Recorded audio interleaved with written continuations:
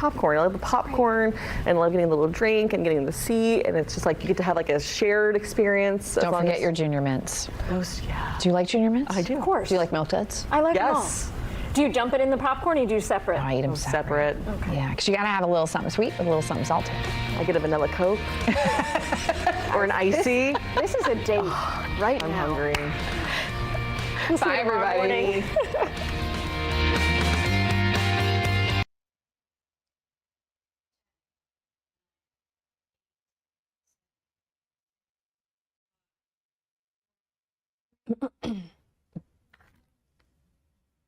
You're watching Fox 35 News Plus, streaming on Fox Local. Good Thursday morning to you and welcome to Fox 35 News Plus. Thanks for joining us here on this Thursday. I'm Marlisa Goldsmith in for Garrett Weimer this week.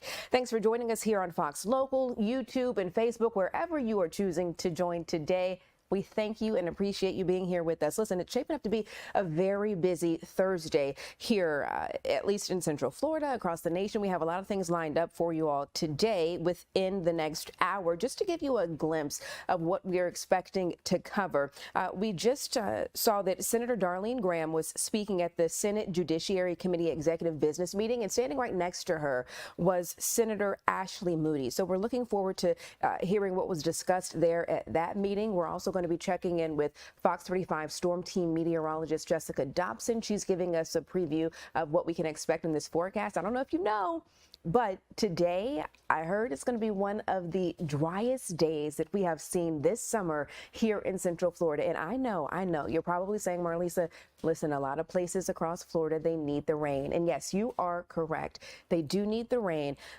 But we're also trying to get outside. I know a lot of the kiddos are trying to enjoy these last few days in the pool, maybe at the splash pad. Maybe that's just my house, but I know the kids are just dying to get outside. And it's really hard to do that when we have just these downpours and the lightning. We're trying to avoid all of that. So if you're able to get outside, maybe enjoy today. The rain chances are extremely low. But for those of you who look forward to the rain and need the rain, don't worry. Your time is coming, because those rain chances will inch back up and we'll see much more rain, higher chances this weekend. So we'll get an update from Jess here in just a couple of minutes. I also wanted to give you a live look here in Washington, D.C. We are expecting a White House press briefing here in just a couple of moments, where we plan to hear from White House Press Secretary Karoline Leavitt. And again, that should be any minute now. But in the meantime, let's go ahead and get a look at the forecast. Fox 35 Storm Team meteorologist Jessica Dobson is joining us today. Jessica, happy Thursday to you. Happy Thursday to you, Marlisa. Good seeing you again. Good to see you too. Okay, so we've got a lot of things to talk about. I know you wanted to begin with Bertha. Some changes have definitely happened over the day. So what's the latest now?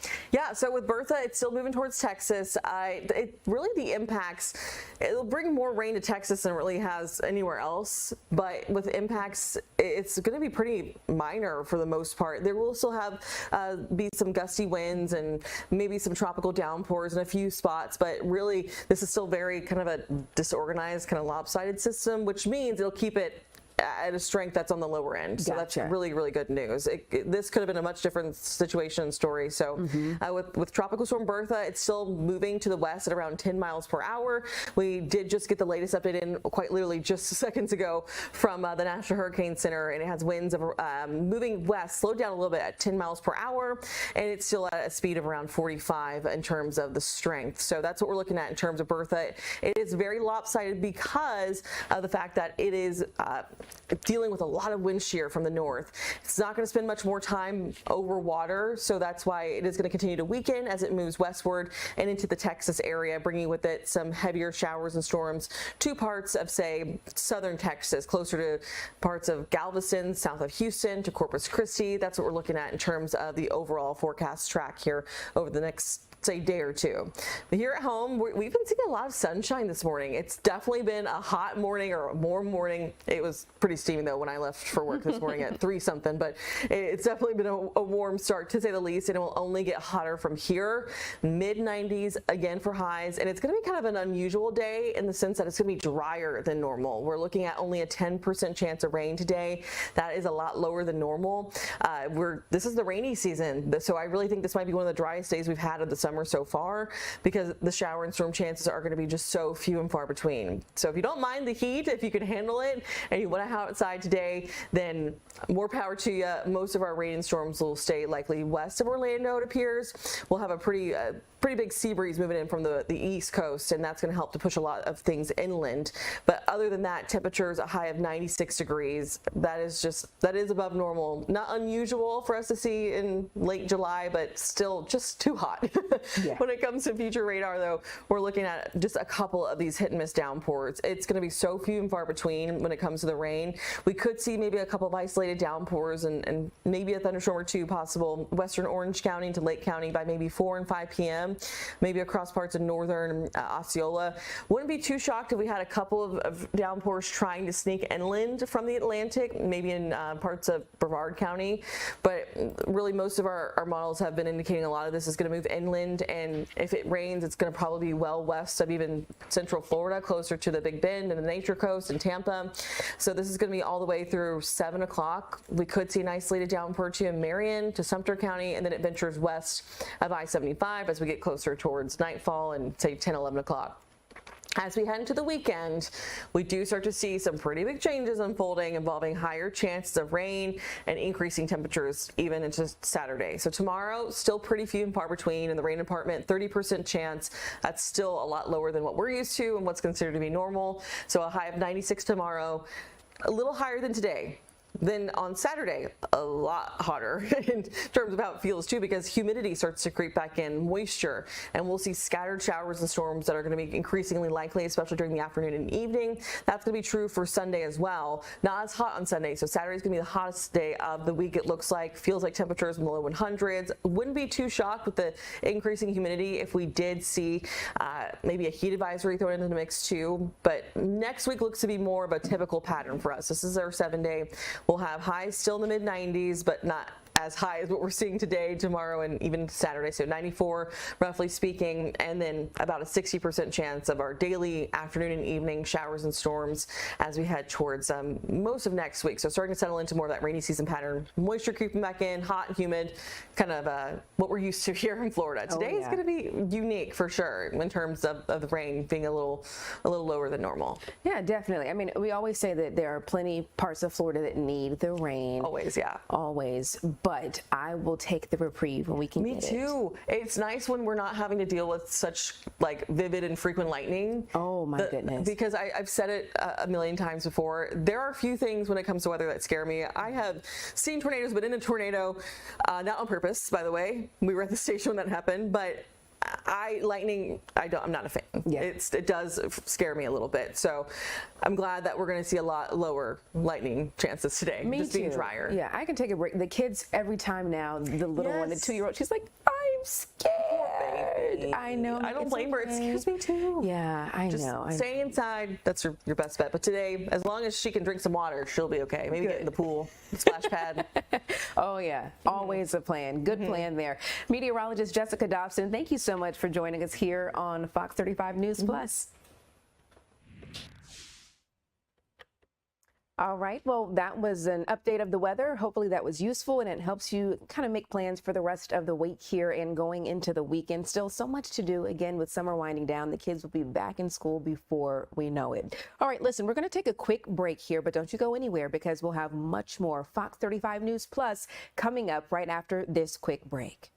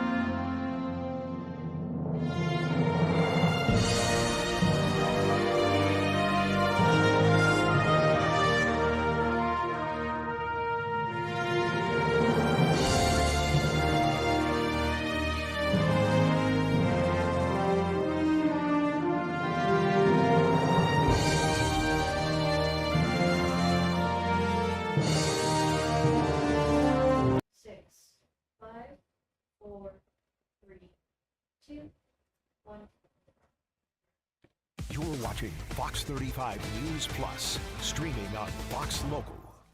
Welcome back to Fox 35 News Plus. Marlisa Goldsmith here in for Garrett Weimer this week.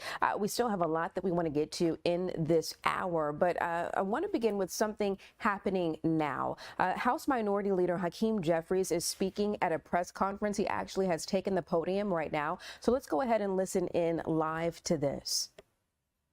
I was just wondering, what's your response that you're telling members that have been raising concerns about the D-Trip weighing into primaries and losing? I have complete and total confidence in Susan Del Bene, her leadership of the DCCC, and as a result of that leadership, I'm confident we're going to take back control of the House of Representatives in November. Mr. Leader, do you agree with Zoran Mamdani? Hold on. Thank you, Mr. Leader. If Democrats do retake the House in midterms, you would have possibly some contested committee chairmanships.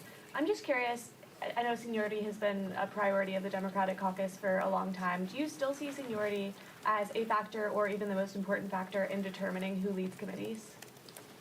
It's never been the only factor. It's always been a factor. Seniority is really experience. Experience should translate into whether you've been able to deliver effectively in leading the committee. And the caucus is going to work its will as we move forward. At the end of the day, we can't put the cart before the horse. We got to still go out and win this thing in November. And we're going to do everything possible to do just that. We have great candidates all across the country. DCCC, once again, just announced second quarter, we outraised the Republican National Campaign Committee. House Majority PAC has had a record-breaking 6 months in the on year, on top of a record-breaking off year. And clearly, the environment, as repeatedly demonstrated by public opinion survey after public opinion survey, most recently from Fox News, all point in the same direction. But we're not taking anything for granted. We're going to keep our foot on the gas pedal, run through the finish line to try to do what has to be done for the American people. And then, if we're in a position to organize, heading into the majority in the 120th Congress next year, then that's what we'll do. Mr. Leader, do you agree with Zoran Mamdani's position that the federal government should comply with the ICC's arrest warrant for Israeli Prime Minister Benjamin Netanyahu? I haven't talked to him about this issue. He's been very vocal on the issue. I continue to maintain the position that, one, we've got to figure out how to move things in a better direction in the Middle East. And for me, that means a safe and secure Israel as a Jewish and democratic state living side by side in peace and prosperity with an independent Palestinian state that provides dignity, self-determination, and respect for the Palestinian people. Thank you, Mr. Leader. The president today is going to be at the EPA rolling out an announcement about the Ratepayer Protection Pledge, which he says AI companies are going to be making commitments to lower costs and protect consumers from the cost of data centers being built in their neighborhoods. My question is, do you think that a commitment, a pledge to the Trump administration is sufficient on this issue? A lot of consumers are concerned about not only the economic impacts of data centers being built in their neighborhoods, but the environmental impacts. Is that something that you think can be subdued with a commitment, or is that something that Congress is going to have to do legislatively? Congress is ultimately going to have to legislate in this area with respect to artificial intelligence generally. We want to make sure, obviously, that America can continue to lead in the race to innovate in this space, while at the same period of time ensuring that we are vigilantly protecting the quality of life of the American people. You know, under the leadership of Ted Lieu, Josh Gottheimer, and Valerie Fouché, we have been engaging with stakeholders all across the country to be prepared to actually legislate in a serious way moving forward on all of these issues. because Donald Trump and the Republicans have dropped the ball. Speaker Johnson's almost taken a page out of your book lately and talking about similarly, Team Normal versus Team Crazy as it relates to communism. How do you break through that message? It doesn't seem to be working if you actually look at the reaction of the American people in terms of who is on the verge of taking back control of the House of Representatives. These people are desperate. They're flailing all over the place because Republicans have failed to deliver a single thing that makes life better for the American people. In fact, what they've consistently delivered is breaking promises.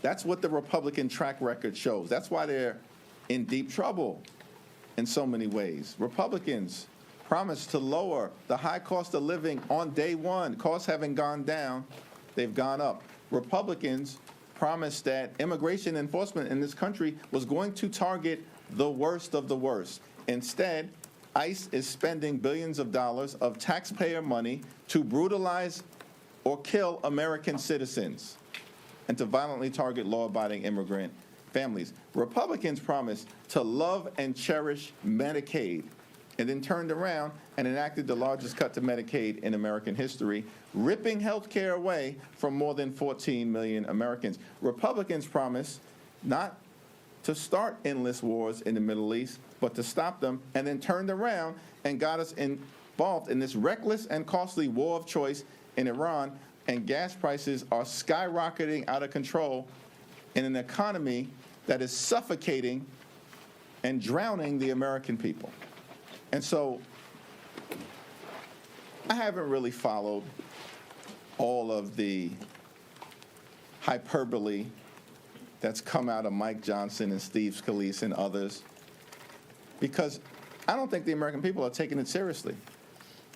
And it's certainly the case that the extraordinary candidates that are running in districts all across America, including Kate Conley in New York, Rebecca Bennett in New Jersey, Joanna Mendoza in Arizona, three extraordinary, patriotic, brave women, combat veterans, can't be painted as anti-American. And the Republicans know it, but everything else that they've tried up until this point has failed. And this effort to label us as communists is going to fail as well. Thank you, Leader. Earlier this week, Democrats voted against the Republican CR, citing concerns about the potential for Border Patrol funding. Is that going to be a red line in September? Do you all need language that explicitly zeroes out that funding for you all to support a CR in September? And have you started coordinating with Schumer on a strategy to avoid a shutdown in October? Our view remains the same in terms of arriving at a spending agreement in September. We're not down with the my way or the highway Republican approach. That has gotten them nowhere. And I don't know why they continue to go back to that playbook. Even John Thune has said, with respect to the Republican continuing resolution related to the upcoming fiscal year, that spending bill is dead on arrival in the Senate. Chuck Schumer didn't say that exclusively. John Thune did. So Mike Johnson, House Republicans, they're not even on the same page with members of their own party. The my way or the highway Republican approach will continue to crash and burn. It will fail. And so our view is the appropriators should sit down, led by Rosa DeLauro on our side, and enter into a bipartisan conversation about reaching an agreement that is actually designed to meet the needs of the American people. And if that can't be done in advance of September 30th, then we should enter into a bipartisan continuing resolution that gives the appropriators the space to actually enact a spending bill at some point prior to the end of this calendar year that lifts up the health, the safety, and the economic well-being of the American people. There was a meeting yesterday with the DPCC about messaging for the August district work period. Can you share what was told to members in that setting? Well, I'm thankful for all of the work that's been done by the Democratic Policy and Communications Committee. On Sunday, we will be launching an effort connected to our commitment to fight for an affordable America and have 100 days of action beginning this Sunday, July 26th, making clear to the American people that we're focused on lowering the cost of groceries and gas and housing. We're committed to a country that provides affordable health care for every American. And we also are committed as Democrats to hold the crooks accountable who've been robbing the American people blind. And that includes a whole lot of folks in this town and folks across the country. Leader Jeffries, the DNC is deciding, they're starting this discussion about deciding the order of the presidential primaries for 2028. I want to know where you are standing on that, and do you view this as like tipping the balance of power in favor of one faction of the party or another? What do you think of this? Yeah, it seems that the discussions to date have been robust and have been comprehensive, and we'll see what they come up with over the next couple of days in terms of the Rules Committee, and then ultimately I think it has to go to the entire body of the DNC at some point in August. I haven't expressed a public position other than making clear I support Jim Clyburn's view that South Carolina should clearly play a preeminent role, as it has done now for several presidential cycles, in terms of the early nominating process, particularly in an environment where we've seen the Supreme Court unleash Jim Crow-like tactics in the Deep South, trying to undermine the ability of African Americans to select the candidates of their choice. Mr. Leader, have you been briefed on this Saudi Arabia nuclear deal of the president's? And even if not, what's your overall assessment? Yeah, I have not been briefed on the so-called nuclear deal with the president. And it's hard to know. He's announced how many different ceasefires, Donald Trump, how many different ceasefires has he announced during the course of the reckless and costly war of choice in Iran? Is there anything that he says, particularly when it relates to so-called agreements, that we can take seriously? And so any responsible president actually would have provided a briefing through his cabinet secretaries in advance of any sort of public proclamation. But, you know, this is how Donald Trump behaves. He's always chasing attention. I mean, he disgraced himself after the World Cup final. Looked like the old man in a club that no one wanted around. And he's the only one that couldn't figure it out. So we can't, there's nothing that he's saying right now that any of us can take seriously. And that's unfortunate because he's gotten us involved in a war that has now cost the lives of 18.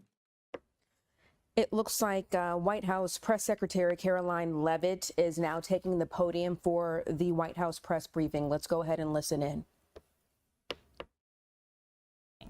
Looking ahead to next week, on Monday, President Trump will travel to Michigan to deliver remarks on the economy. On Tuesday afternoon, the president will deliver a tribute honoring the life and legacy of his dear friend, Senator Lindsey Graham, at the National Cathedral. And next Friday, the president will host the 13th cabinet meeting of this term at Camp David, which will be a lot of fun and something different for the cabinet to experience together. Turning now to the economy. A little more than a year after President Trump signed the Working Families Tax Cuts into law, this historic legislation continues to deliver on its promise, unleashing a genuine boom for American workers, families, and small businesses. The numbers speak for themselves. This was the biggest tax refund season in American history, with the average refund exceeding $3,400, an 11% increase over the last year. American families and workers claimed $82 billion in direct tax relief, and 97% of filers received a tax cut. More than 29 million workers claimed no tax on overtime. More than 35 million seniors claimed no tax on Social Security. And nearly 8 million workers claimed no tax on tips. Thanks to the other pro-growth provisions in the working families tax cuts, like making the 20% small business tax deduction permanent and delivering 100% expensing for new factories, equipment, and research, the Trump administration is setting up American manufacturers and workers to thrive like never before. Just this week, the National Association of Manufacturers, which is the largest manufacturing association in the country, released a detailed report showing exactly how these tax cuts are driving investment, job creation, innovation, and long-term growth in all 50 states. In fact, I'd like to take a moment to highlight just a few of the real American businesses that this law is helping. Pivot Manufacturing in Arizona made the largest equipment purchase in company history after the Trump tax cuts gave them the long-term certainty to invest with confidence. Winton Machine Company in Georgia is on pace for the best year in its history. Ketchy Inc. in North Carolina was able to purchase new machinery and expand its workforce by 25%. And Juergens in Ohio expanded its brand new facility to increase production, and they're also paying their workers even more thanks to the no tax on overtime provision. These are not just great statistics, these are American businesses with the confidence to grow, hire, and invest right here at home rather than offshoring their jobs.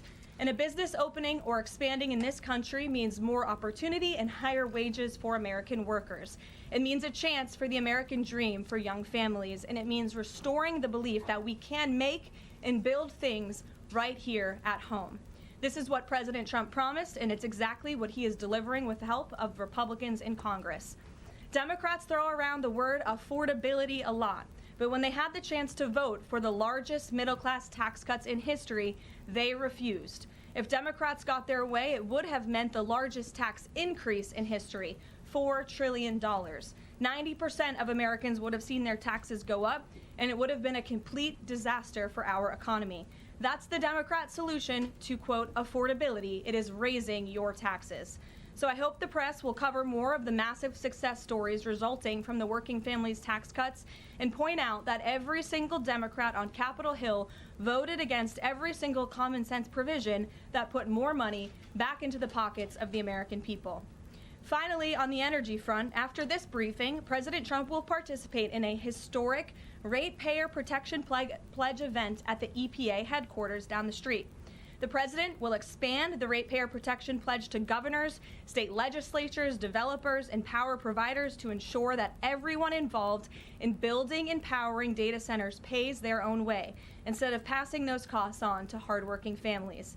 The president will be joined by Energy Secretary Chris Wright, EPA Administrator Lee Zeldin, and several governors who have already signed on to this pledge.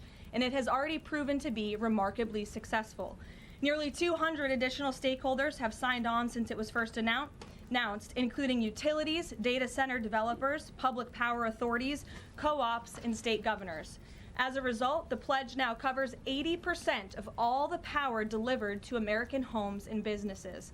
President Trump's bold leadership is turning data centers from a source of concern into engines of growth and opportunity for communities across this country, all while cementing America's dominance over China in the global AI race. The president is ensuring the American people are never left footing the bill so private companies can benefit. Instead, President Trump is leveraging the data center boom to deliver real, tangible benefits for working families and small businesses. So we have a busy day here, rest assured. I'll take some questions. And here in our new media seat, we have Cam from Town Hall. Cam, thank you for being here. Why don't you kick us off today? Thank you. Two quick questions. One on Congress. First off, Speaker Mike Johnson passed a continuing resolution earlier this week. John Thune said he wants to work with Democrats to find a way to fund the government. What is the White House's stance on the best way to keep the government funded?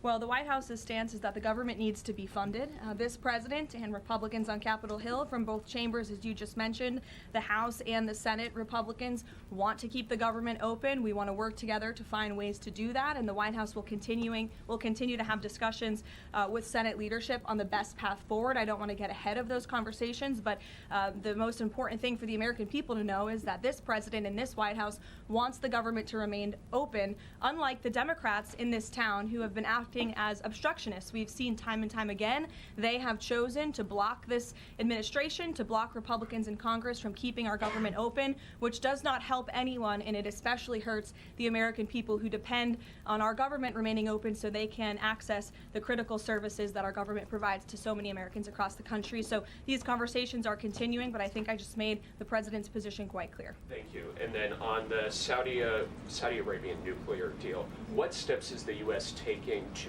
get Saudi Arabia to sign the Abraham Accords? Sure.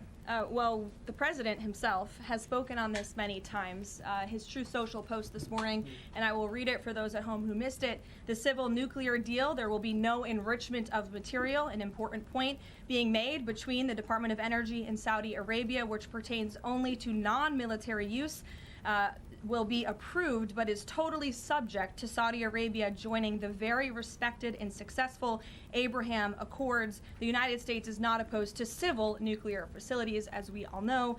Look, this is a condition that the president has spoken about many times with our Gulf and Arab allies. He wants to see these countries sign the Abraham Accord. It was one of the most historic accomplishments of his first term, and it continues to be a long-term goal of his to expand those accords to ultimately come to a place where the Middle East can be a peaceful and stable region. And yes, this deal with Saudi Arabia, the energy deal, is contingent on this condition as far as the president is concerned. So we'll continue to talk with our Saudi counterparts to get the deal finalized and hopefully see them joining the Abraham Accords very soon. Thank you. Gabe. Karoline, thank you. With regards to the Saudi nuclear deal, why was that condition not mentioned yesterday when the Energy Secretary announced it? Well, look, the president is always the final deal maker, as you know, and this is something that he has mentioned on numerous occasions going back. I can provide you with those statements, and he has said if they don't join the Abraham Accords, the deal is off. So we'll continue to have those conversations with our Saudi counterparts moving forward. So the deal is dead if Saudi Arabia doesn't join. And have you any indication that Saudi Arabia is even considering this? Again, the president has spoken directly with the Saudis about this in numerous conversations in the past, and the administration will continue to engage in those conversations. Alexandra. Will Saudi Arabia be exempt from international inspections as part of this deal if it moves forward? I don't want to comment on the specifics of the deal as we're still, again, as I just said, talking especially about this very important condition that the president raised this morning. Alexandra. So good to see you now that you're back. You too. So Treasury Secretary Bessent voiced concern this week on China potentially distilling or stealing AI technology from the United States, kind of manipulating it as their own. Anthropic said that the largest distilling attack happened last month. Do you think this will come up when the president meets with President Xi in September? Well, I have had the honor of being part of some of the meetings and discussions between President Trump and President Xi, and I can tell you there is always a wide range of topics that come up. I would imagine this would be something. It's of high importance to the president and of this administration to obviously ensure that America remains dominant in the AI race, and we're obviously tracking the particular situation that you mentioned. I have one more if you don't mind. This week we've seen some major players in Democrat politics voicing or alerting really on how much influence socialism, communism has had now on kind of mainstream Democrat politics. Is there any chance that the president would be interested or is considering working with left of center Democrats to push back on this? Well, unfortunately, we don't seem to have too many of those left in the Democrat Party. We have literal self-proclaimed communists who are winning elections and who are claiming to be the new leadership of the Democrat Party. I think the vast majority of Americans understand the dangers of communism. Just look at countries all over this world. As an example, Cuba right now is a country that is about to be a failed state because of the communist policies of the past several decades. Communism should never be allowed to lead this country, and the president obviously is strictly opposed to it and all the dangers that it reaps. We've seen it happen across the world. Meredith. Just to continue on the Saudi nuclear deal, do the Saudis agree with this interpretation since it wasn't part of the initial agreement? And has the president talked to MBS since this new condition.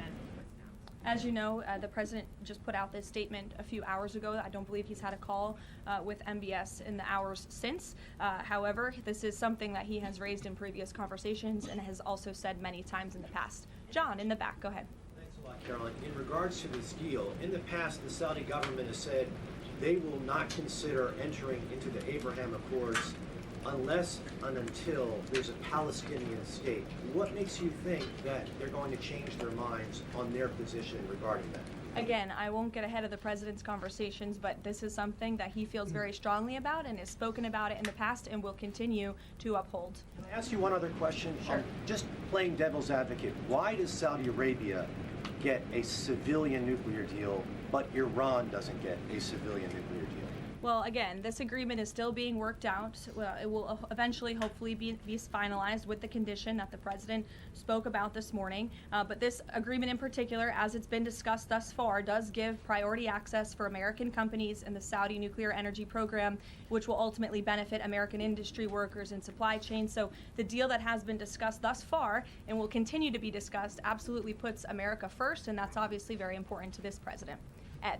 Thanks, Caroline. So Friday, the Section 122, the 10% global tariff, goes away. Is the president going to ask Congress for an extension, or what's next? Well, I know the USTR, our great Jameson Greer, trade representative, will be having an announcement on that very soon, later today. I don't want to get ahead of him, so I would just tell you to stay tuned for more details. Okay, and then one more on the president's going to have some big utility companies at this event later on today. We're now a year and a half, so to speak, into his pro-energy policies. Is he going to pressure those executives to lower energy prices, not just maintain the prices? Well, look, as I mentioned earlier, the Ratepayer Protection Pledge is a novel idea drawn up by this president and his team to ensure that data centers in communities, where those communities want data centers, that these big CEOs and energy companies are picking up the tab for the energy costs in these communities, so the American taxpayer not being fronted with those bills. And the pledge today is being expanded to acknowledge all elements involved in building and operating data center, the governors who appoint the state regulators, who set the power prices, the utilities and the co-ops that sell the power, and in addition to the tech companies that have already signed the pledge. So you'll continue to hear more about that from the president in a few hours at 2:30 when he goes over to the EPA. Sophia. Have you spoken to the president about what he wants to do about Chinese AI models if they are found to have stolen American IP? Does he want to sanction them? Or what actions can be taken without undermining broader U.S.-China trade talks or cutting off American startups that are increasingly reliant on them? Sure. Well, I won't get ahead of the president on any potential actions, but obviously these conversations are taking place, and again, they're of the utmost importance, not just for our national security, but to ensure America remains dominant in this space. Stephen. Thank you, Caroline. Two questions. Has President Trump spoken with FIFA President Gianni Infantino about his interest in nominating him for UN Secretary General, and can you explain his interest there? And secondly, just a minor point of clarification on the Saudi nuclear deal. Did Prime Minister Netanyahu request this provision? Not to my knowledge, no. Again, as I told you, this was an idea the president has long had. It was the president and his team in the first term that began and signed the Abraham Accords with several countries in the region, between those countries and Israel. And the president obviously wants to expand on that historic accomplishment from his first term. To your first question about Gianni Infantino, I don't know if he and the president have discussed that. I haven't been present for all their conversations. I know they speak quite frequently, and the president has a lot of respect for Gianni and what he has done with FIFA. As we all just saw, the World Cup was a tremendous success here at home. It not only was hugely beneficial to our businesses and our local economies across the country, but I think it showed that America is the greatest country on earth, and the president is grateful to Gianni for all of the efforts that he had to make that dream a reality here in the United States. Danny. Thanks, Caroline. Is President Trump or the administration, do they have any plans to intervene in the extradition process for the Tate brothers? No. We've already answered that question. Elizabeth. Thank you, Caroline. Secretary Mullen said that election officials that knowingly allowed non-citizens to vote could be prosecuted and fined. Is this option being considered in New Jersey after the governor revealed that thousands of non-citizens were registered to vote there? Well, for any prosecutions, obviously, I would always defer you to the Department of Justice. But what I will say on New Jersey and this governor, the fact that she just all of a sudden decided to put out a press release saying President Trump and Republicans have been right about non-citizens on our voting rolls is not a coincidence. I think this governor is saying this because she realizes this administration is serious about getting to the bottom of illegal aliens voting and being on our voter rolls in our country. The Secretary of Homeland Security, as you know, sent a letter to several states, including New Jersey, requesting that non-citizens that are on their voter rolls need to be reported to DHS and need to be removed from those voter rolls. So that's why all of a sudden she is speaking truth about the fact that this does take place in states across the country. It is completely unacceptable to have non-citizens on American voter rolls voting in U.S. elections. And she says it's 6,600. We suspect it's a heck of a lot more, not just in New Jersey, but in states across the country. The president is hell-bent on getting to the bottom of this, and it's also why we need to pass the Save America Act to ensure that only U.S. citizens are voting in U.S. elections. And I understand the House had a great accomplishment yesterday with passing the budget resolution, which has as much of the Save America Act as possible, and we encourage the Senate to move forward with passing that resolution into law so the president can sign it into law by the August recess. It's of the utmost importance to this president, but also to the American people who support this bill overwhelmingly. Mary in the back. Thank you, Caroline. Two questions, one on Sophia Cunningham and then on self-driving cars. Sure. Sophia Cunningham in the WNBA has been attacked as a MAGA Barbie for saying it's common sense for men to not be in women's sports and locker rooms. Is the president following this story, and has he reached out to her? I don't believe he has reached out to her. I know he is following the story. As you know, this is something the president feels strongly about as well, and the American people do too, that men should not be playing in women's sports. It's completely ludicrous that anyone could support that.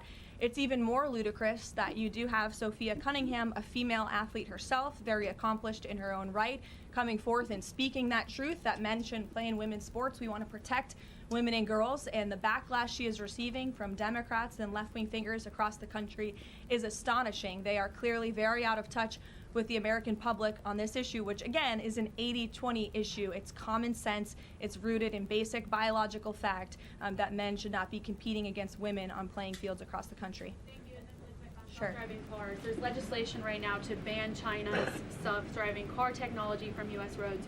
Does the White House have a position on this? And broadly, how does the president feel about self-driving cars himself? Well, you know, the president did have a red Tesla here at the White House for quite some time, so he's a supporter of them. I know he's purchased some self-driving cars for his family members, his grandchildren, so I think he supports them and Americans who want to drive them. But with that said, I don't know about the specific legislation. I will check in with our Legislative Affairs Office and we'll get you a statement on that. Reagan. One question for you on Thune and then one on Darlene Graham. The president seemed yesterday frustrated with Leader Thune when he was speaking in Georgia. Is his patience running out with Leader Thune? And then the president recently endorsed Darlene Graham right after her appointment to Senate. What caused him to endorse her so quickly? The president met with Darlene and thought she will be a great representative for the great people of South Carolina and will carry on her brother's legacy of public service in that beautiful state. So the president is fully supportive of Darlene and her honorable decision to run and, again, to continue her brother's legacy. With respect to your first question on, remind me?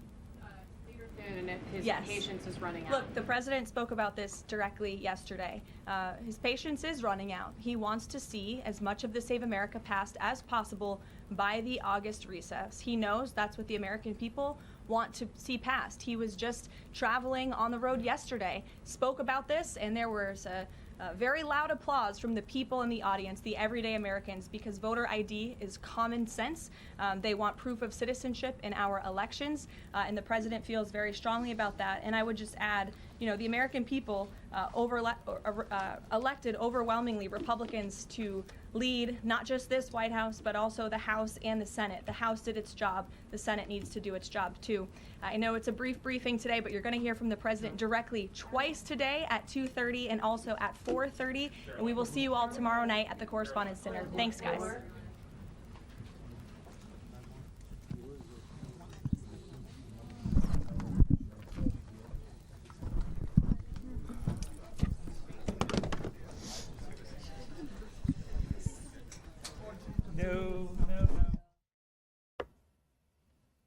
All right, we just heard from the White House Press Secretary Karoline Leavitt there, getting an update from Washington, D.C. Listen, we're going to take a quick break here, but don't go too far because we will have much more Fox 35 News Plus.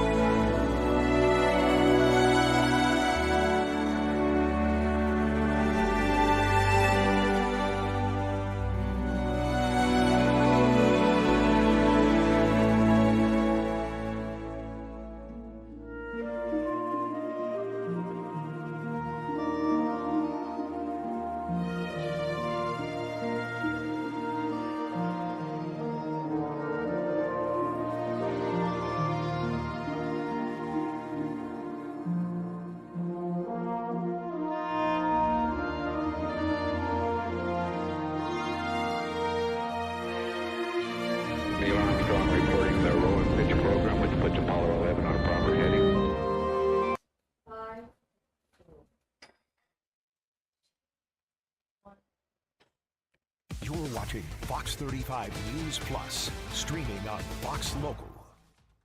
Welcome back here to Fox 35 News Plus. I'm Marlisa Goldsmith in for Garrett Weimer this afternoon. Listen, we want to get to a story that we've been following for a little bit now.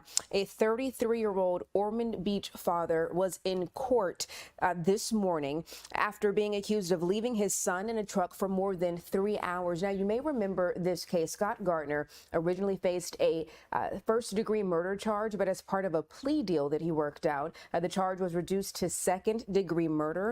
And again, this morning, he received his sentencing. I want to go ahead and take you into the courtroom so you can see how this all played out. Sheriff's Office. Scott Decker for Scott Gardner and the defendant, Your Honor. Okay. And we're set today because I understand you all had reached a plea agreement. Is that accurate, Mr. Urbanek? That's right, Judge. Okay, what are the terms of the agreement? Count 1 will be amended to second-degree murders, Florida Statute 78204, subsection 2. Count 2 and 3 will be as charged, the aggravated child abuse and the aggravated child neglect causing great bodily harm. On count 1, there will be 42 years in the Florida Department of Corrections with high credit for his time in custody. Count 2 will be 30 years in the Florida Department of Corrections concurrent with count 1. And count 3 will be 15 years in the Florida Department of Corrections concurrent with counts 2 and counts 1. So essentially 42 years Florida Department of Corrections. Okay. And Madam Clerk, how much credit does he have? 400 days. Thank you. All right, Mr. Decker, have you completed the plea form with your client? Yeah, yes, Your Honor. All right, can you and Mr. Gardner, actually, he can stay there, but we need the paperwork, please, sir.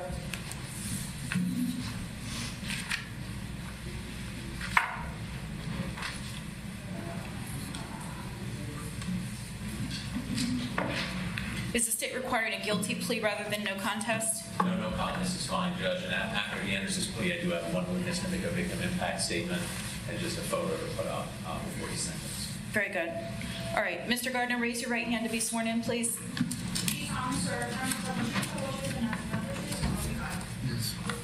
All right, Mr. Gardner, I have this plea form, sir, and I need to ask you some questions about it. Did you sign this today? Yes, sir. Yes, ma'am. Are you currently under the influence of drugs or alcohol? Deputy, can you move that microphone closer to him so we get a good record, please? Thank you. Have you ever been treated for a mental health condition? No. And I see that you have a high school education, so you do read, write, and understand English, correct? Yes. Did you read this form before you signed it? Yes. Did you have enough time to talk to your attorney, Mr. Decker, and get all of your questions answered before you signed this? Yes. Are you satisfied with his representation of you? Yes. I understand that the agreement that's been reached with the state on your behalf is the state is going to amend count 1 to second-degree murder. You're going to plead no contest to that, to aggravated child abuse, and then to child neglect with great bodily harm. I will adjudicate you guilty on all of 3 of those charges. We'll sentence you to 42 years DOC on the second-degree murder charge, to 30 years DOC on the aggravated child abuse charge, and to 15 years on the child neglect with great bodily harm charge. It's concurrent, so that means that the 42 years will cover all 3 of those crimes. You have credit of 400 days, and you'll get credit for that. There's court costs that I'll reduce to a judgment against you, 418 plus 100 cost of prosecution, and our investigative costs condition of the plea as well, Mr. Urbanek. I'm sorry, Judge. Cost of investigation and prosecution are a condition of the plea? Yes, Judge, and they can be reduced to civil judgment. Okay, that's what I'll do, is reduce them to a judgment. So, Mr. Gardner, do you have any questions for me about any of these terms? Having heard the terms of the agreement, how do you plead to those 3 counts? Yes. I plead no contest. And do you understand, Mr. Gardner, that by entering the plea today, you're giving up some rights, including the right to a jury trial that we could have had the first week in August? So I was ready to go, and we had extra jurors coming in. Yes, that's fine. Okay. Has anyone forced you or coerced you to enter the plea today? No. And is there a stipulation to a factual basis for his plea, Mr. Decker? Stipulation, Your Honor. So I'll find that there is a factual basis for the plea and that Mr. Gardner has freely and voluntarily entered the plea. And I'll hold off on sentencing to hear from the state's witness.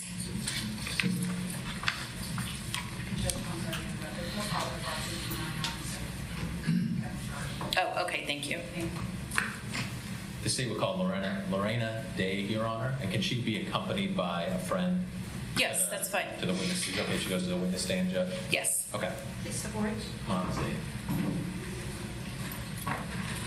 And Judge, I do have a one-page photograph of the victim to put up. Okay. That's acceptable to the court. Please raise your right hand to be sworn.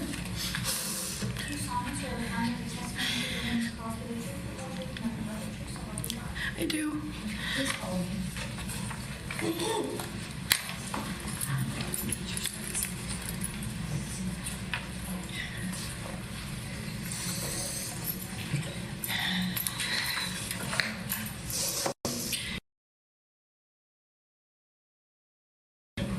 I'm Lorena Day, Sebastian's mom. And have you prepared a statement to make tonight? I did. Okay, go ahead. Your Honor, I'm before you today to speak for my son, Sebastian. Sebastian deserves a voice, and as his mother, I'm here to be that voice for him today. From the very beginning, Sebastian was a fighter. He came into this world, and he brought so much light with him. He had a beautiful smile and big blue eyes, and a silly little laugh that could fill a room. More than anything, he loved to be held close. I had always wished for a third child, and getting to experience having him in my life was a precious gift. The short 18 months I had with Sebastian will never be enough, but I cherish every single minute we shared together. My life is now measured in 3 parts. There was a before Sebastian, a during Sebastian, and now an after Sebastian. Walking through this after has been the most difficult thing a mother could ever endure. It hurts beyond words to know that his life was cut terribly short and that I'm left grieving all the milestones we will never get to see. His first day of school, watching him grow into a man, and the day he would get married. This tragedy has not only affected me. Sebastian was a beloved brother.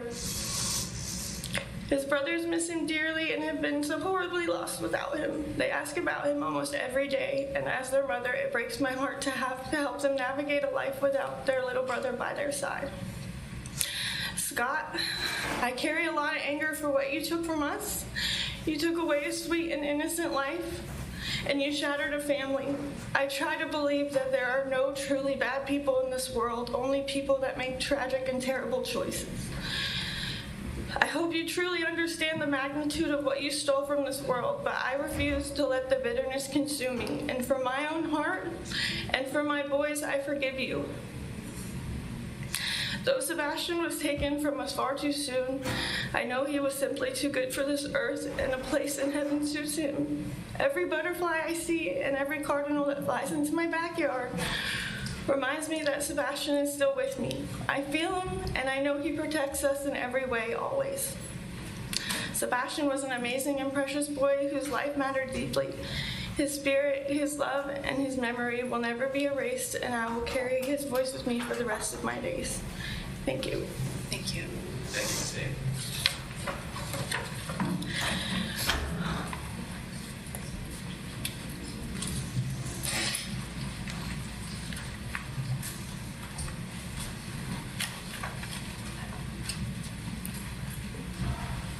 That was your only witness, correct, Mr. Urbanek? Yes, Judge, it is. Okay. Nothing further from the state. Okay. I don't have any of my papers. Mr. Gardner, do you wish to make a statement? No, ma'am. No? Okay.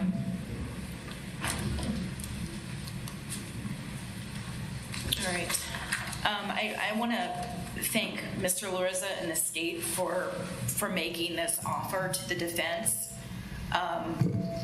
It prevents me from having to traumatize 12 jurors, court staff, and from law enforcement and the medical personnel having to be re-traumatized with the facts of this case.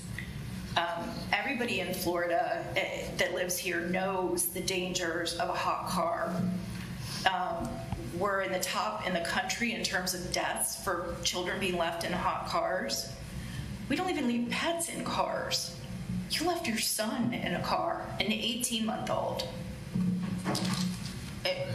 We're here because of your shocking and horrific actions a little more than a year ago, where you left your son to suffer terribly before he passed.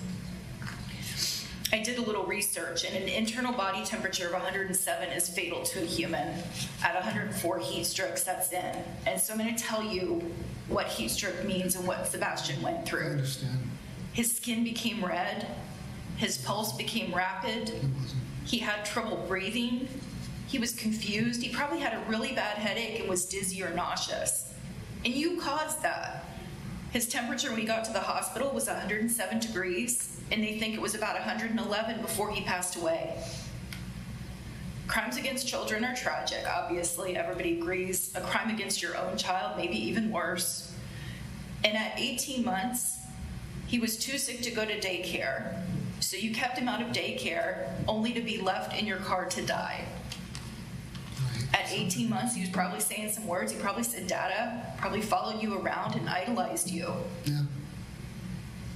But you had options. That's what makes this so senseless. You could have dropped him off at a police department or a fire station. Could have called his mother.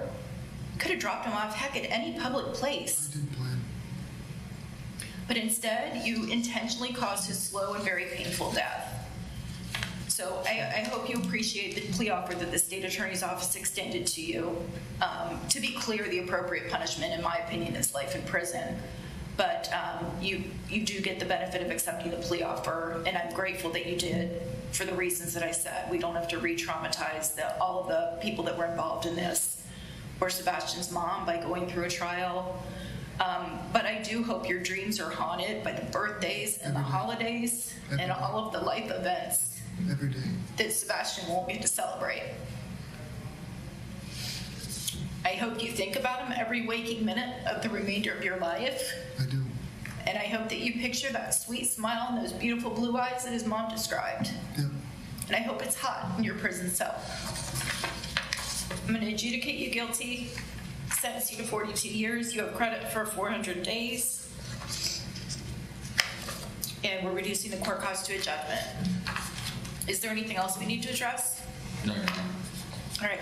Thank you. Thank you very much. Thank you, Judge.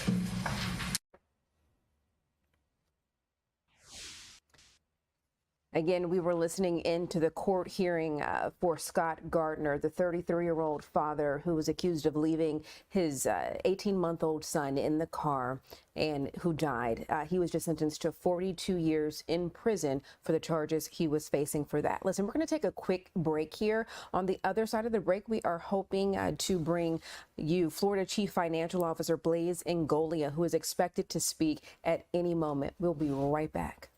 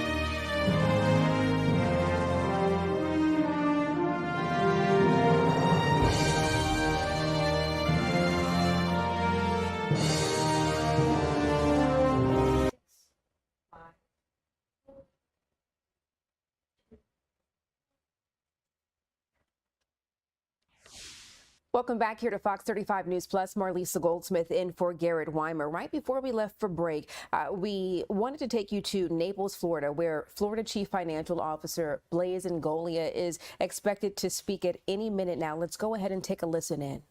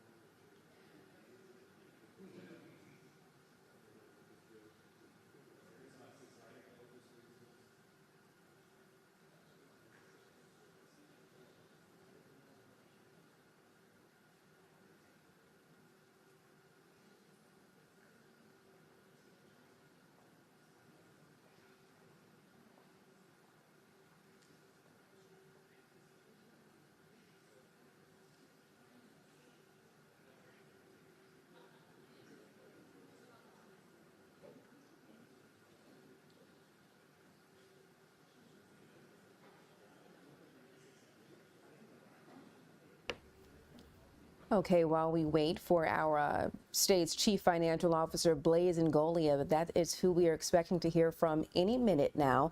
The Chief Financial Officer is holding a press conference. Again, this is in Naples, Florida, where he's expected to discuss a variety of things today, local government spending, tax relief efforts, and we're expecting him to highlight his role as the state's fiscal watchdog ahead of this upcoming August primary.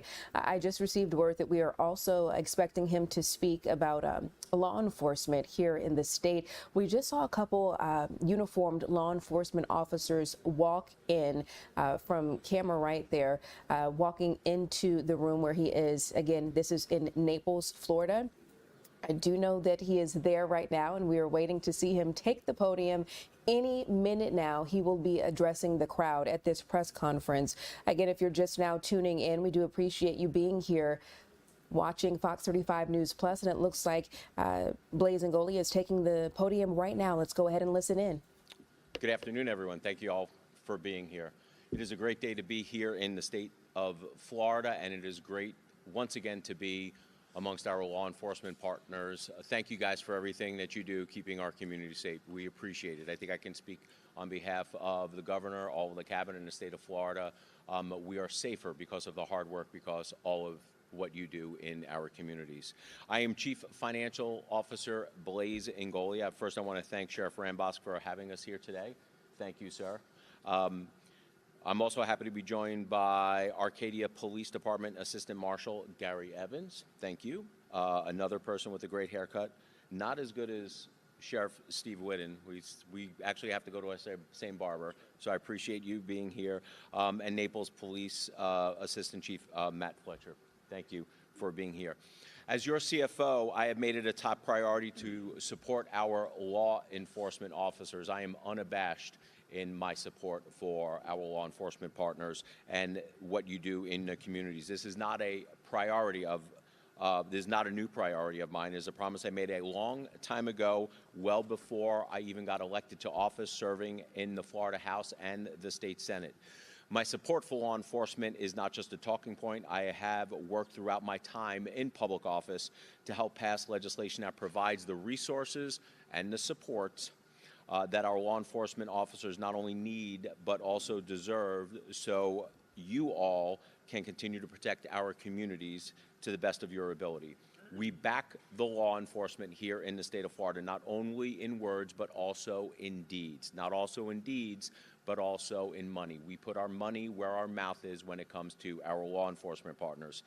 That's why we are funding things from law enforcement bonuses to 287G reimbursements from the State Board of Immigration, of which I am proud to be a member. Law enforcement is, as long as I am involved, will be a top priority for the state. Our record in Florida is crystal clear. We set ourselves apart from every other state in the union for our support for law enforcement. When Minnesota, years ago, descended into chaos, our state held firm on law and order. During COVID, when cities like Minneapolis were being burned down by bad actors posing as activists, Florida said, no way, not in our state. When social justice activists were attacking law enforcement in other states, we passed laws here that say do not try that in the state of Florida. And when sanctuary cities and states allowed illegal immigrants to infiltrate our communities and cause harm to Americans, Florida took the firmest and boldest stance in the nation against the insanity created by the border crisis. Florida has set the gold standard when it comes to backing the blue and the green. And these funds we are here to award today are part of this continued commitment to ensuring that our law enforcement agencies have the resources they need to protect and serve our communities to the best of their abilities. While these funds are from the State Board of Immigration Enforcement, I think every sheriff and every police chief here today would agree that the equipment they are able to purchase goes far beyond just immigration enforcement. It is helping to enhance and reinforce law enforcement capabilities across the board while also allowing them to take on these immigration enforcement efforts. These funds reimburse for important law enforcement equipment such as radios, rapid DNA systems, transport vehicles, bulletproof vests, body cameras, and also bonus payments for 287G certified officers. Through these reimbursements, the state of Florida is ensuring that every law enforcement agency has the resources they need to enforce our nation's laws and protect residents from crime. Florida will continue to lead on protecting citizens from criminals. Just because other states, and we see it often in the news, just because other states have lost their minds, it doesn't mean that Florida has to lose their mind when it comes to partnering and caring for our law enforcement communities. California can be anti-law enforcement. We will always back the blue here in the state of Florida. Minnesota can be for open borders. We will always choose law and order. Florida doesn't shy away from problems. We solve them. Florida and our local law enforcement partners continue to make a difference, and for that, we are eternally grateful. Today, I am proud to be presenting reimbursement checks to local law enforcement agencies. Now, I'm going to call up the names of the gentlemen that are here behind me. We're going to stand off to the side. We're going to take a picture. Then, after all four, we are going to take a group picture. Then we'll come back up. We will hear from our law enforcement partners, and then we will take any questions from the press. First, again, thanking him immensely for hosting us here today. I would like to recognize Colorado County Sheriff's Department, and their grant award is $8,250,733. Sheriff?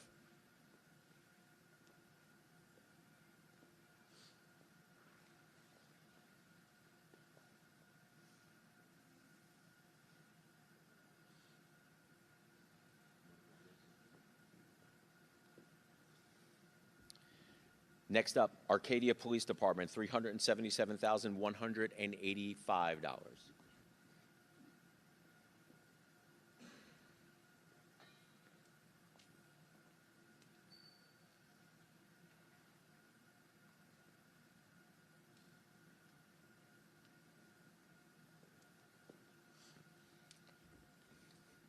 Naples Police Department, $74,326.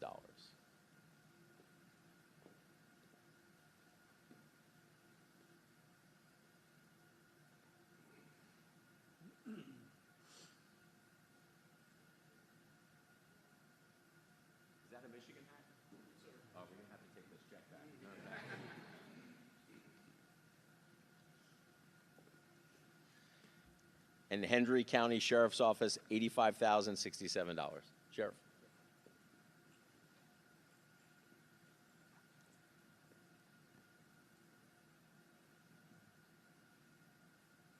All right, why don't we all step over here? We'll grab one big picture with that in the background. Yes.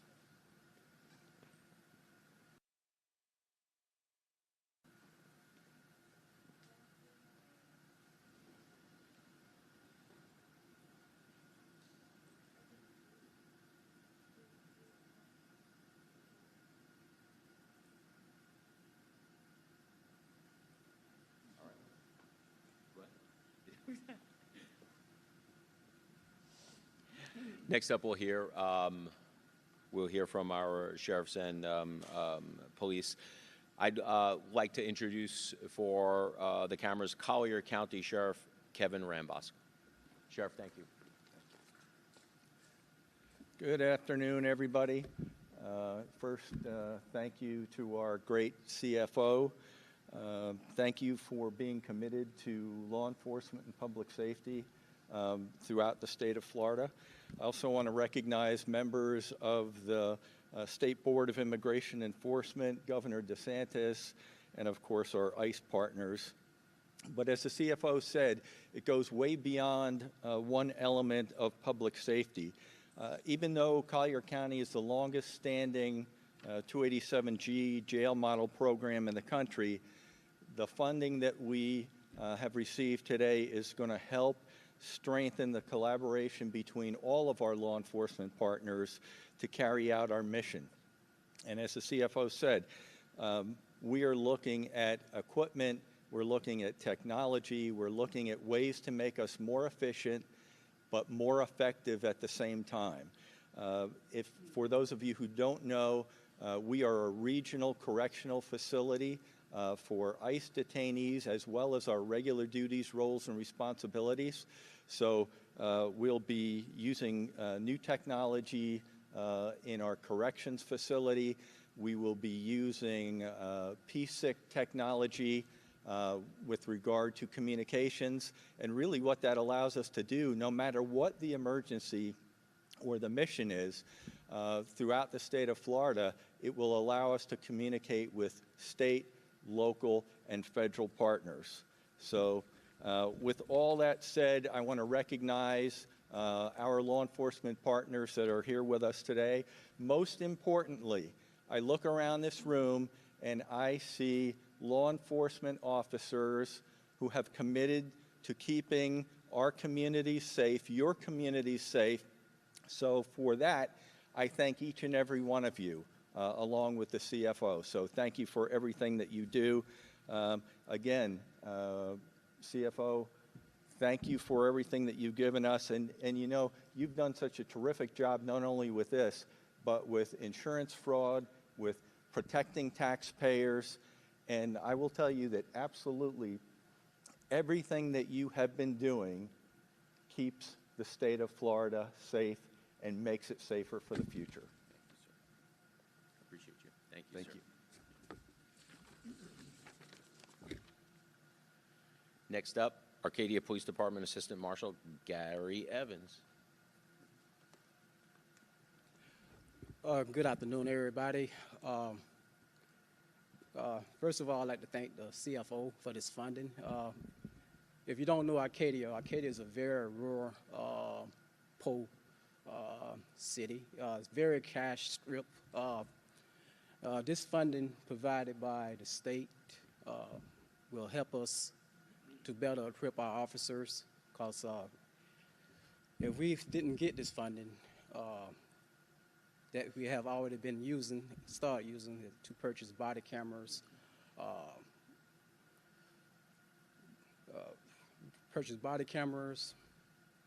and in the process of updating our radios, and you know, with this, it would have been possible.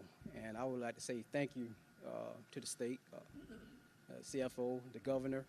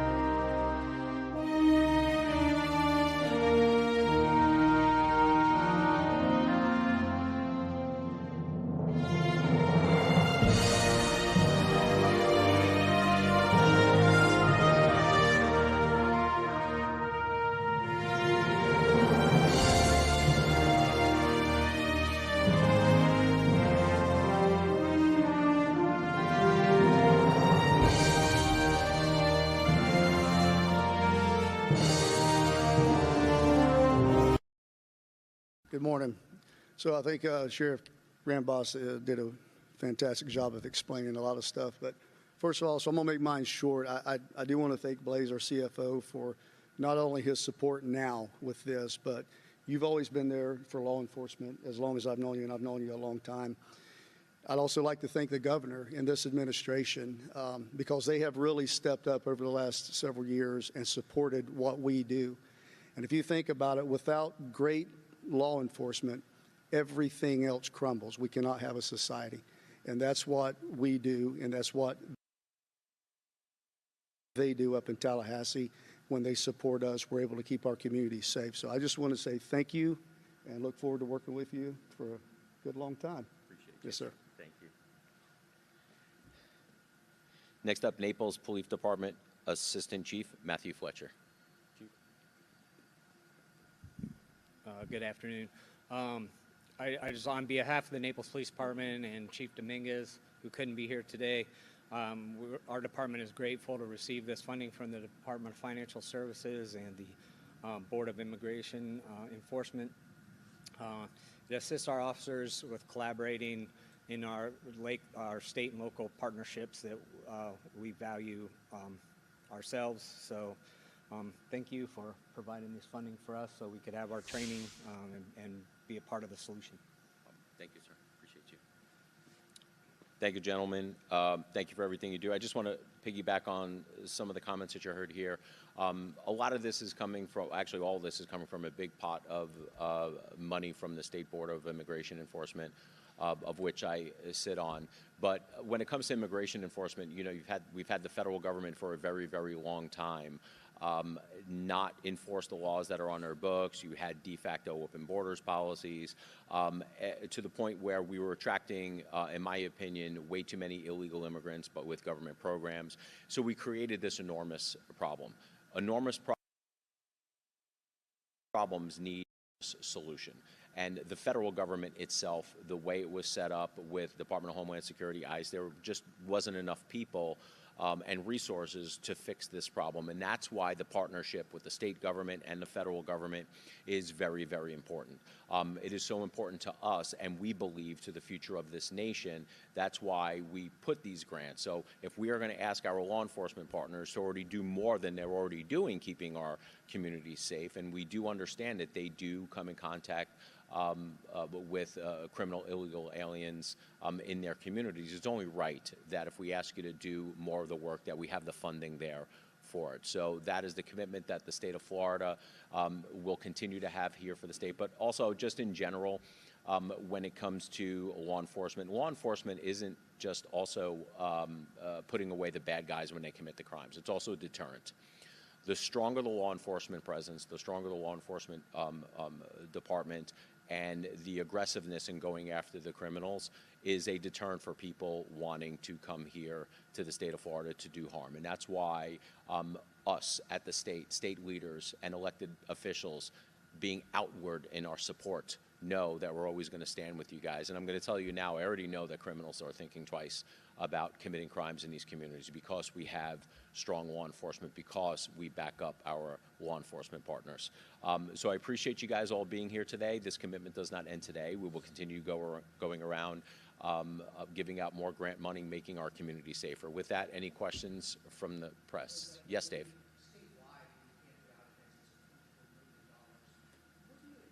Well, that was just this week, 24.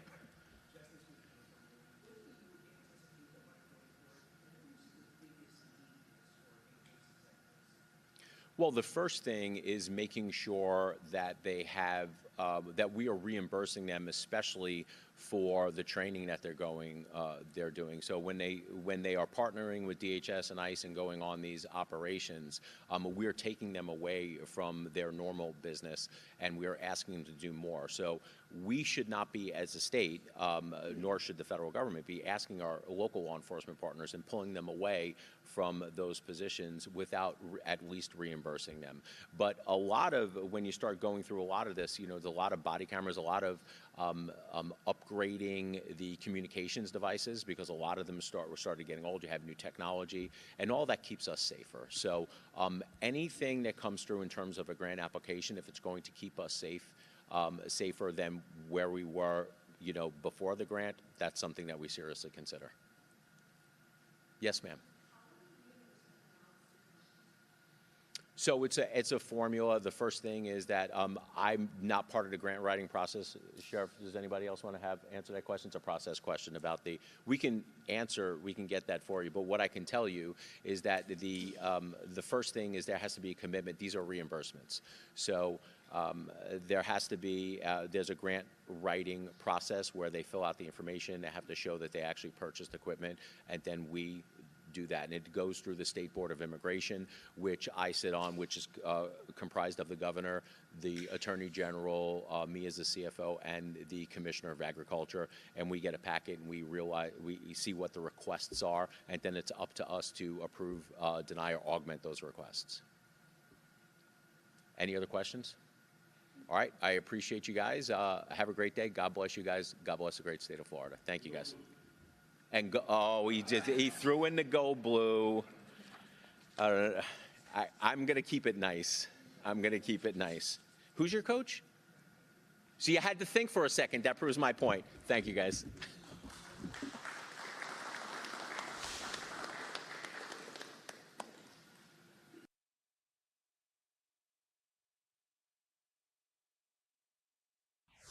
All right. Well, thank you all for being here in Flagler County. The timing of today's announcement worked out pretty well.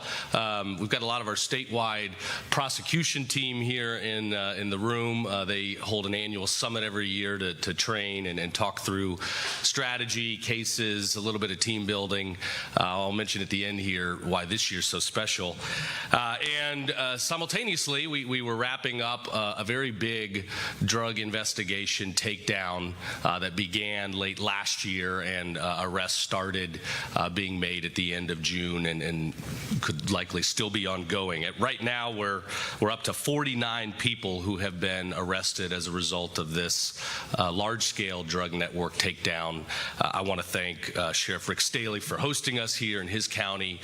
His SWAT team helped us with the arrests, but the primary takedown was led by Volusia County Sheriff Mike Shitwood, as well as Daytona Beach Police Department Chief Jakari Young, who I seem to be seeing a lot these days.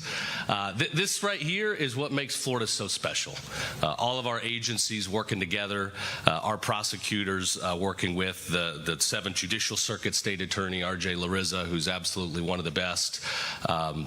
We row together in the same direction. We all have the same goal, the same motives. We want to protect our state. Talking with Sheriff Staley yesterday and his team, since he's been in office, the violent crime rate has been cut by more than half. And I know Sheriff Chitwood has seen similar results. We are seeing incredible data statewide as the 2025 data comes in. Violent crime, murder rates are down double digits across the state. In many parts of Florida, up as much as 50%. And it's because of the teamwork, one team, all working together. And I know our statewide prosecutors share that mission. So today we're excited to announce 49 people who will be behind bars, many for a long time. They were caught trafficking and conspiring to traffic large amounts of fentanyl, meth, and cocaine into our communities. When I took office a year and a half ago, traveling around, law enforcement repeatedly told me fentanyl is the greatest scare our state is seeing. In very small quantities, it can kill people quickly. It was moving over the southern border. It was seeping into communities that typically are not exposed to drug problems. It was killing children and impacting families that were not ready for that. So we have taken action. Thankfully, we've got a federal government that's helped us to shut down the border for once and for all. Our legislature stepped up with new laws, more enhancements, where people that are engaged in large-scale fentanyl trafficking are going to go away for much longer sentences. And as a result, and I should say the people in this room, our team, I don't know about the state attorneys, but I'm sure they've got similar data points. Our statewide prosecution cases since I've been in office on fentanyl cases have gone up over 500%. So we are prosecuting 5 times the number of bad guys dealing fentanyl. And what's the result? Fentanyl cases now in Florida are down over 70%. Fentanyl deaths are down about 50%, and that's just in a year and a half. That is incredible. But it shows, without question, that this is not rocket science. Empower these guys to do their job. They do it so dang good in Florida. Give them the tools to be successful, and when they get the bad guys, they know that their work is not in vain, that they're not putting their lives on the line for nothing, because our prosecutors are going to take those cases. We're going to prosecute to the fullest, and we're going to put people away for a long time and protect our families. So, like I said, 49 arrests. I'll name here the 3 primary leaders that faced the most serious charges under Florida law. Vetrick Maurice Shavers Jr. is looking at a 20-year mandatory minimum for conspiring to traffic in 14 grams or more of fentanyl. He's looking at additional fentanyl trafficking counts that will each carry 7-year mandatory minimums, so he's going to be away for a while. Richard Gene Hocker III, he's looking at a 25-year mandatory minimum for trafficking 28 grams or more of fentanyl. Could be more charges coming on the meth. Antonio Bijon Lee, he's looking at 3 separate counts of trafficking of 28 grams or more, each carrying 25-year mandatory minimums. So thanks be to God, these guys are going to go away for a while. I want to thank the prosecutors, both on my team and on RJ's team, for doing an outstanding job. So with that, I'll turn it over to the people that really did the brunt of the work on this. It's an honor to support them every day. I love this job. I love our state, and people at home should know they're very blessed because of the work that these guys do. So with that, I'll turn it over to, I think he said in the back, the sheriffs voted him like some blind poll the most attractive sheriff last year. I don't know if it was that or the police dogs voting, but Sheriff Chitwood. Thank you, Mr. Attorney General.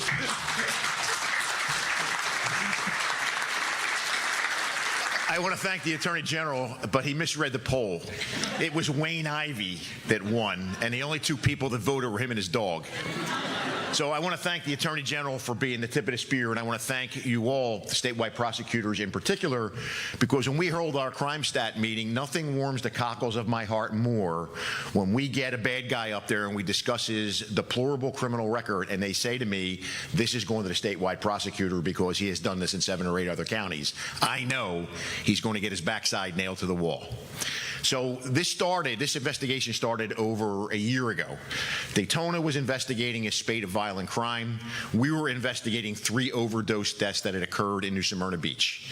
And it became quite apparent that we were going after the same scumbags. So with the help of the statewide prosecutor, with our prosecutor, RJ Larissa, and with the FBI, we were able to get up on a wire. And that wire led to where we are today.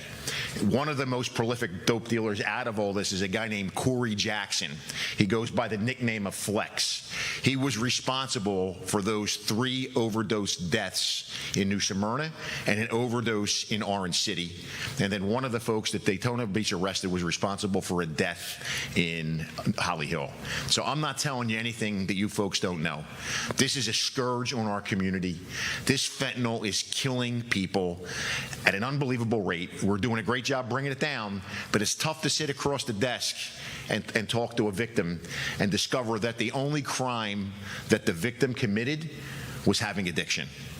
It's hard to sit there and fathom that when you talk to them. And you know that. You deal with these victims. So out of this spin-off investigation, with the help of Immigration's fugitive unit, 2 of the folks that we were looking at were Jamaican nationals, Travis Kerr and Trevin Kerr. And we were able, with ICE fugitive unit, to hit a house in Daytona on the 18th of this month. They were in a garage with their family members, and they were surrounded within an arm's length of 4 firearms, one of which was an AR, one of which was a stolen firearm. So these guys were here illegally. They were part of this investigation, and with the help of the federal government, we were able to go in, take them down, and their ass is going to get deported. So, like I said, we appreciate everything that you're doing for us. We have a great relationship. For 10 years, I sat in that man's chair before I got elected, and my whole time here as chief chief, we have worked so closely with our attorney, state attorney R.J. Larissa, and I'm excited for November to be over, so our state attorney can put that, our Florida Attorney General can put that behind him and really focus on the work. And I'm excited about that when he gets fully focused on what we're doing. So God bless you all, and thank you for everything you do for us.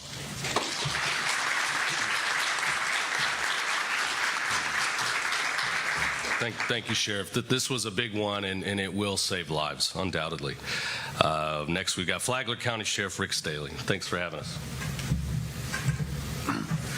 Well, our agency played a very, very small part. Our SWAT team assisted during the raids to take down along with some other agencies. So the real work was Volusia Sheriff and the Chief of Police, Jakari Young in Orlando, and the partners that they used. But what I would say is that the message is that criminals know no boundaries while law enforcement works together. And we can go anywhere in the state working together to take these dirtbags that are selling poison in our community down. And the impact that this operation had in Flagler County is significant. Drugs know no boundary. People go anywhere to buy it for their addiction. Our overdose deaths are down significantly for a number of reasons. A secure border, but operations like this. We're seizing less and less fentanyl. In fact, it's almost nil today. Doesn't mean we're not seizing a little, and other things like methamphetamine and stuff is still out there. But it's a great team effort to really put an end to the scourge of the poison peddlers. So I look forward to them all going to prison for a very long time so we don't have to deal with them and the teamwork that occurred. Thank you.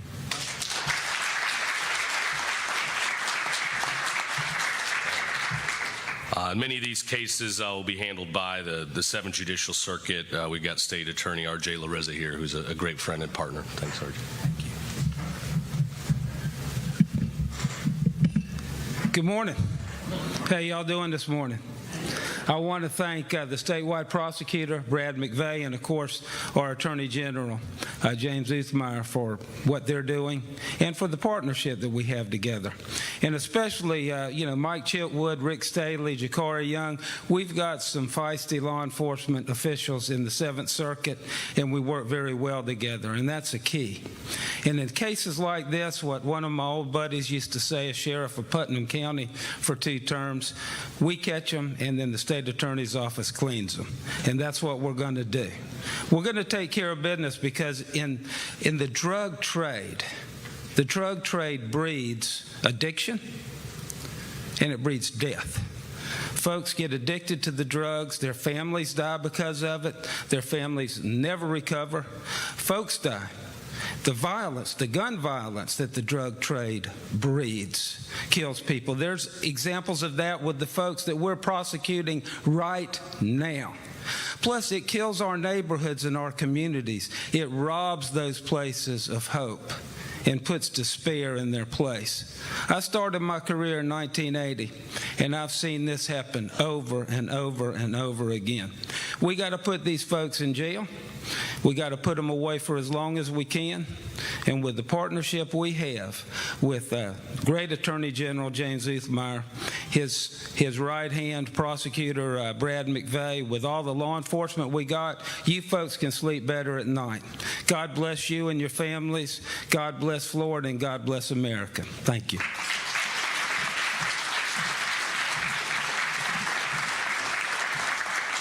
And then to round us out here, Daytona Beach Police Chief Jakari Young. We really value the hard work that they put in on this. Thanks, Jakari. Thank you. Good morning. So just to add to the sheriff's comments, this was definitely a collaborative effort between both the Daytona Beach Police Department and the Volusia Sheriff's Office. Specifically for Daytona Beach, this investigation actually started back in April of 2024, and that was Operation Icebreaker 1. Unfortunately, we weren't successful in wrapping up all of our targets in the initial operation back in 2024, so we got the opportunity to double back with Operation Icebreaker Icebreaker 2, which is what we just concluded, and that's when we realized how closely the targets were related from both of our operations, from both the Sheriff's Office and Daytona Beach Police Department. So I just want to read you just some of the stats that we were able to, come up with as a result of the operation.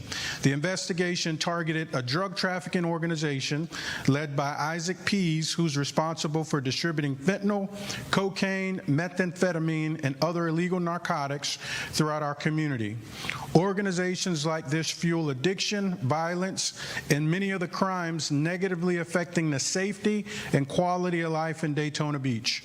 Over several months, detectives conducted extensive surveillance, completed 45 controlled narcotics purchases, and obtained authorization to intercept communications involving 8 targeted telephones. These efforts allowed detectives to identify the organization's members, understand how it operated, and locate 5 properties being used to store and distribute narcotics. As a result of Operation Icebreaker 2, 24 individuals have been taken into custody, including Pease and other leaders of the organization. During the investigation, law enforcement seized 807 grams of fentanyl, 525 grams of methamphetamine, 101 grams of cocaine, 138 grams of cannabis, 5 firearms, and $19,366 in currency. Every gram of fentanyl removed from our streets may represent a life saved. Every firearm recovered reduced potential for violence, and every arrest helped dismantle an organization that profited at the expense of our residents. I want to personally recognize the detectives assigned to our Special Investigations Unit for their dedication, persistence, and countless hours of work on this case. I also want to thank Sheriff Chitwood and the Volusia Sheriff's Office, the Florida Department of Law Enforcement, the Brevard County Sheriff's Office, the Seminole County Sheriff's Office, the Office of the Statewide Prosecutor, and the Florida Attorney General's Office for their assistance and the partnership. Operation Icebreaker 2 is a strong example of what can be accomplished when law enforcement agencies work together toward the same goal. Although the investigation has concluded, our commitment to protecting our community has not. So if you continue to sell drugs in Daytona Beach, we will continue to find you and hold you accountable. Thank you.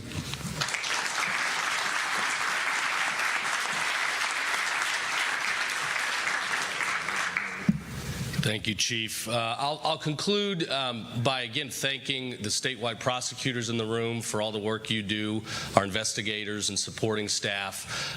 We announced yesterday, since I've been in office, which is about a year and a half, the case filing count, the caseload is up 77%, and we're on track to double the work that office does by the end of the year. And that's with no big new resources, not a bunch of new staff members. We certainly have some work that I'm committed to getting done for us there, but that was with our existing team. And the only way to explain that is people that just care so much about the job, people that want to fight for our families, our children, people that want to put public safety first. Perhaps more importantly, the conviction rate in that time period is up 50%. You've got over 1,000 more people going away behind bars because of your work. So thank you. That should mean something. You are indeed saving lives and protecting the public. Perhaps my favorite statistic, our prison year term data point is up 63%, and that's just in this half of 2026 alone.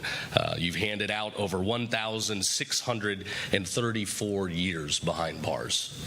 Those are dangerous people that will not be able to hurt others right now. So God bless you guys. Thank you for the work you do. It's an honor to support you every day. And these guys here, this is a dream team. We get to do this a lot in Florida. I always say fighting crime, prosecuting cases, that's not political, that is not partisan, it should not be anyway. It is the job. It is what the public, what the taxpayers expect. In Florida, we've proven it works. We're one of the biggest states with the largest economy, the most capital moving through, things that typically lead to crime, and yet we've shown that we can fight it. And I think a lot of criminals, they know better than coming down here and trying their luck in the state of Florida with our great law enforcement. So I hope other states will continue to take note. It is not rocket science. It is common sense. Catch bad guys, prosecute them, hold them accountable for what they've done wrong. All right, well, thanks everybody. With that, I think we got time for a few questions, and if there's anything more specific than I can answer on these cases or these guys. These investigations are still ongoing, and we do anticipate there will be more counts, possibly more defendants before this is all said and done. All right, enjoy the beach, everybody. God bless.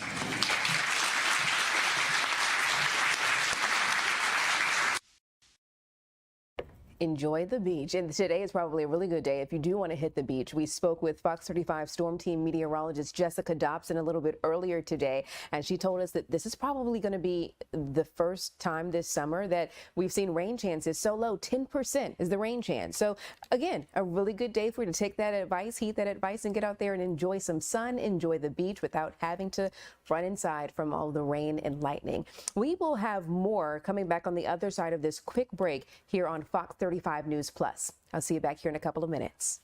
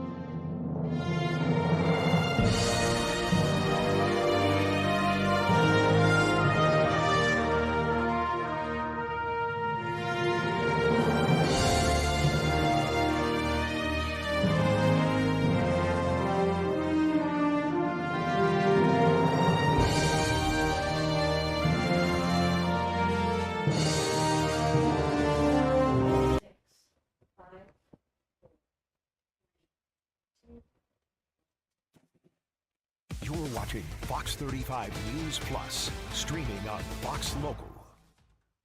Welcome back to Fox 35 News Plus here on Fox 35. I am sorry, there is a lot that's going on here in the CTV studio. I want to pop up my friends here.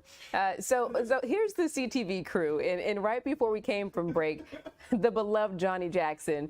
Go ahead and give the folks a wave, Johnny. I don't know what went down over there. What did you just drop? I dropped my phone. Dropped his phone. Listen, it happens. It's all okay. It is all okay. It's Thursday. It is Friday Eve, so we're having a great time. Johnny's showing me his giraffe that he made on the 407 yesterday. It's a good time. If you haven't caught the show yet, make sure you catch it on Fox 35 weekdays at 4. Listen, we still have a little bit that we want to get to because I know it is only July 23rd, and people will say, calm down, pipe down for all of the football lovers out there. However, friends, football season is only weeks away. The high schoolers are going to start practicing, I think, next week. And high school football media day is happening in Seminole County today. We did get a look at an event happening today. Seminole High School and Mount Dora High School previewing their upcoming season. A lot of people are excited about this, and I want to go ahead and give you a look into this. What's the most special part about leading this team specifically compared to other teams you've coached before? I think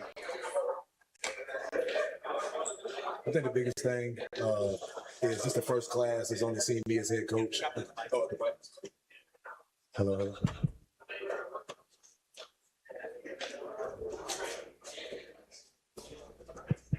Yes, sir. Good. I think the biggest thing is just the first class that has come through as me as head coach. These guys are original Seminole kids up here, and it's just very special to come back and see them come through from freshman to senior year. So it's going to be a special year watching these guys play. Yep. We apologize about the technical difficulties. Coach, try to grab that other mic. Let me see real quick. Testing. Yeah, that's better. All right. So go ahead, say that again for me, Coach. Basically, I was saying it's very special with this class. The first class I've seen as head coach come all the way through with the 27 class. And I think it's even more special because they got a chip on their shoulder. And I think a lot of people forgot, so these guys all summer just been reminded of what it's like to be at the top and want to get back to being on the top. Okay. And don't think I ain't noticed the new uniforms y'all boys got on looking fresh. It was time to get something new, man. Trying to get something new for these guys. I see the Sanford. Was that intentional? That's our city. Sanford, our city. Bo Key, the nickname, when it comes down to it, is Sanford, Florida. And we want to put that across our chest anytime we can. Absolutely. Fellas, why don't you go ahead, grab the mic, introduce yourself, let me know your name, position, and what year you graduate. Maddox Blaine, class of 2027, and I play O-line. RJ Hampner, I play corner in our class of 2027. Antro Armstrong, I play safety and nickel, and I'm class of 2027. My name is Louis Ojeda, class of 2027, play slot receiver. My name is Markel Barber, class of 2027, and tight end. Tight end. Let's start with you, MB. How you doing, dog? Doing all right. You doing good. How's the foot? Doing better. Doing better? Yeah. Yes, sir. 6'7", about 6'7", 6'6"? Yes, sir. Okay. What's obviously your height, that's going to be something that the team is going to want to utilize this offseason. Still been working on the jug machine, making sure the hands are all good? Yes, sir. Okay. What are some of the goals that you set for yourself? Getting a lot of passing, nice blocking, all that stuff. Okay. So, were you more of a blocking tight end, or you like Kyle Pitts, or you more like what we talking? That's my favorite player too. Kyle Pitts. Yeah, you look like a Kyle Pitts. I knew you was gonna say that, huh? Yeah. You wondered. Okay. Kyle did some good things towards the end of the season last year, so maybe we can look forward to you doing those same things. Do you have any numerical goals you set for yourself? How many yards you want? Do whatever it takes to win, for real. All right. Then let's go to Lewis. Let's go. This guy right here might be the quickest football player in the state. I know it sounds crazy, but just the guy first step is ridiculous. How you been doing, Lewis? I've been doing good. Good. What have you been working on this off season? I've been working on my routes and my hands and everything like that. Okay. You got any goals set for yourself? How many yards all purpose we looking? Because I know you do everything. I know you got kick return, punt return. So let's lump them all together. How many all purpose yards you shooting for? All purpose yards, I would like to go for 1,300. Okay, 1,300. Okay. And who's your favorite wide receiver? My favorite wide receiver, I'm gonna go with Jamar Chase. Jamar Chase, all right. I thought you was gonna say Tank Dell. I was like, he gonna say Tank Dell. Tank Dell and Jamar Chase. Yeah, okay, cool. And then let's go with Antrell, Double A. Who's your favorite DB? My favorite DB, I'll say Avion Terrell. I like how quick he is, and he's not the biggest dude on the field, but he's still he still get right with what he. Okay. And where you from? Where you was born at? I was born here. Okay, Born so and raised here. so it was important for you to stay home and go to high school at Seminole? Yes, sir. Of course. I never had a thought of going nowhere. Okay. So what have you seen the difference from this season, this off season and last season? What's the biggest difference that you noticed? So this off season, I really focused on my footwork, man coverage. Cause last year with injuries and all that, I wasn't able to get as many reps as I wanted to and finish the season out how I wanted. So this off season, making sure getting my footwork right, making sure everything I need for the season gonna be straight. Absolutely. Good. You got any goals set for yourself? Of course. So like I said, missing a lot of games last season, opportunities cut short. So obviously this season I want some picks, a few more PBUs, forced fumbles. All right, cool. And then let's go to Big Dog Maddox. Offensive line. Who you like to watch? I like to watch Trent Williams a lot. Just his aggression off the ball, him being very athletic, him going to tight end and pulling around. Some things that I've done, so I like them out of my game. Okay, I hear you talk your talk, because Trent got good feet too, and he aggressive with the hands. So I like that. What are some of the things that you worked on this offseason that's going to help take your game to the next level? Definitely worked on footwork, like Trent. Definitely like to put on weight. Working on my strength, my speed.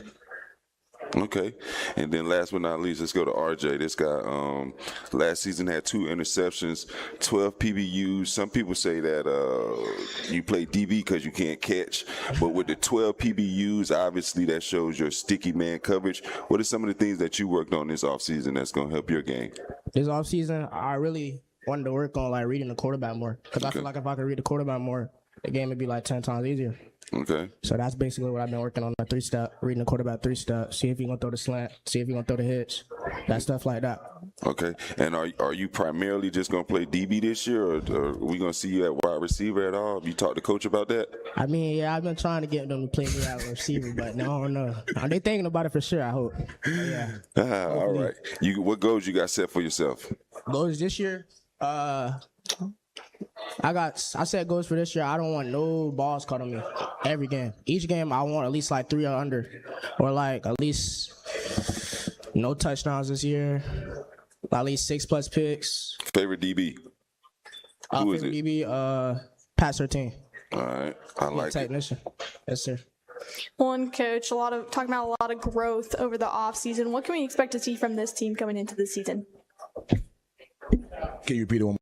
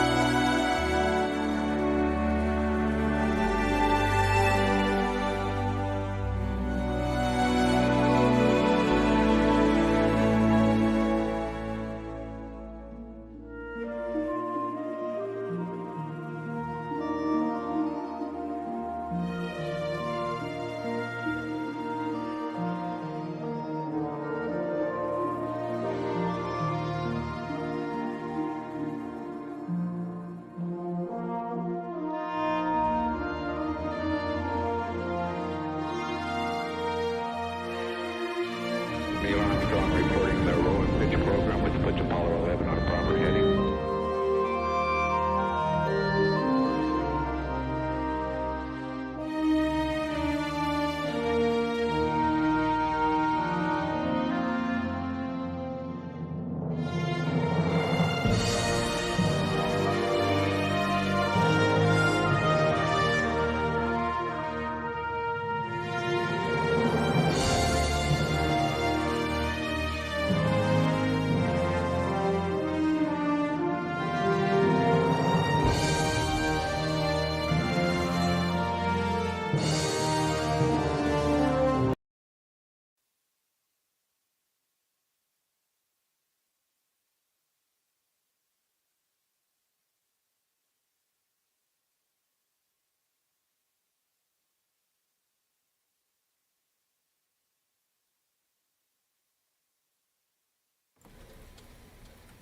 All right, everybody. Happy Thursday. Good afternoon. Thanks so much for joining us for this afternoon edition of Fox 13 Plus, which operates out of Tampa, Florida. But we are welcoming in this afternoon some viewers from the Orlando area. So thanks so much for being with us here for the next hour. We've got you covered until Florida Live gets started at 2 o'clock.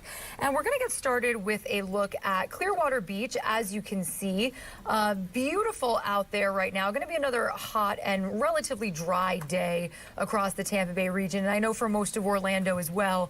But one thing that we have been stressing this morning, if maybe you're in Orlando, you're coming to the Tampa Bay area to go to the beach, or if you just live here and you are heading out to even some parts of our coastal region, we have been getting a firsthand look at just how dangerous conditions have become in places like Clearwater Beach. Lifeguards have actually rescued more than a dozen swimmers from the water in just the past few days, including 8 rescues on Monday and at least 5 more on Tuesday. Officials say strong rip currents created in part by Tropical Storm Bertha, which we're going to talk about in just a little bit, have been pulling swimmers away from shore. So a high rip current risk remains in effect through tonight for Pinellas, Coastal, Hillsborough, Manatee, Sarasota, Charlotte, and Lee counties.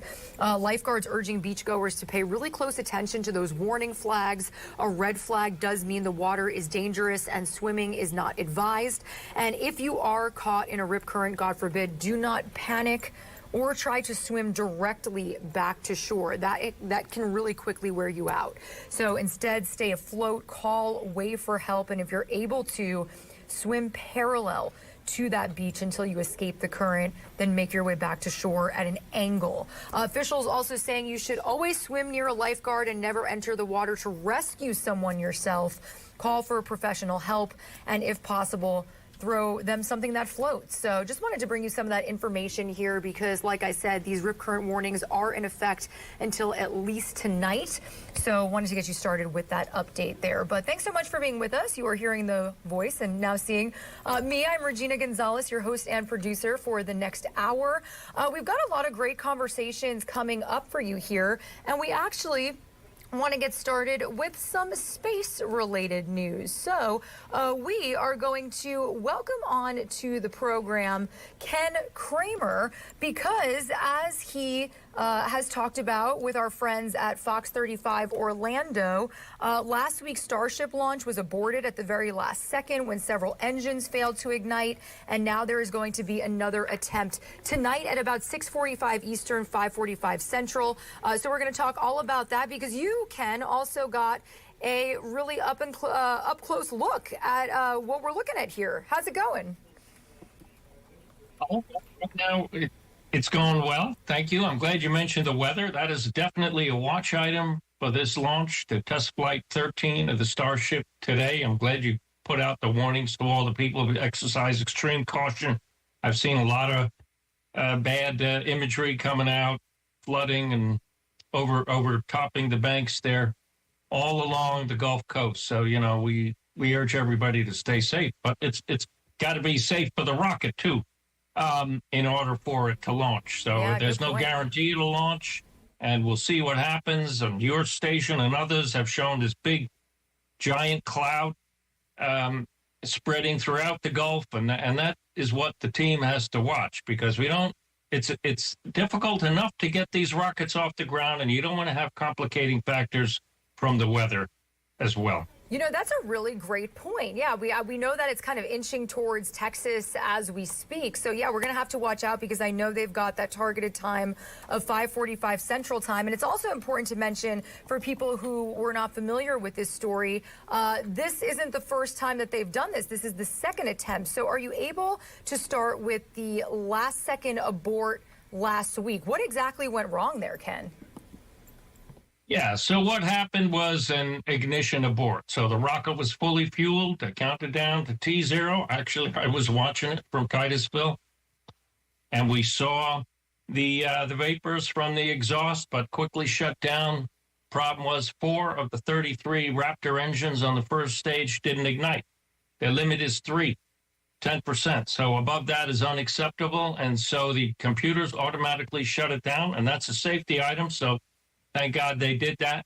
It's a rare occurrence, but it does happen. And in fact, a few days later, the Falcon 9 that's launched like 600 times also had an ignition abort out at a pad at Vandenberg. So, and I've seen several of them on many different rockets. The shuttle had it too. They fired the liquid fuel engines for 6.6 seconds before they lighted the SRBs to make sure they're functioning. So, because you want to have the rocket be successful, better to abort.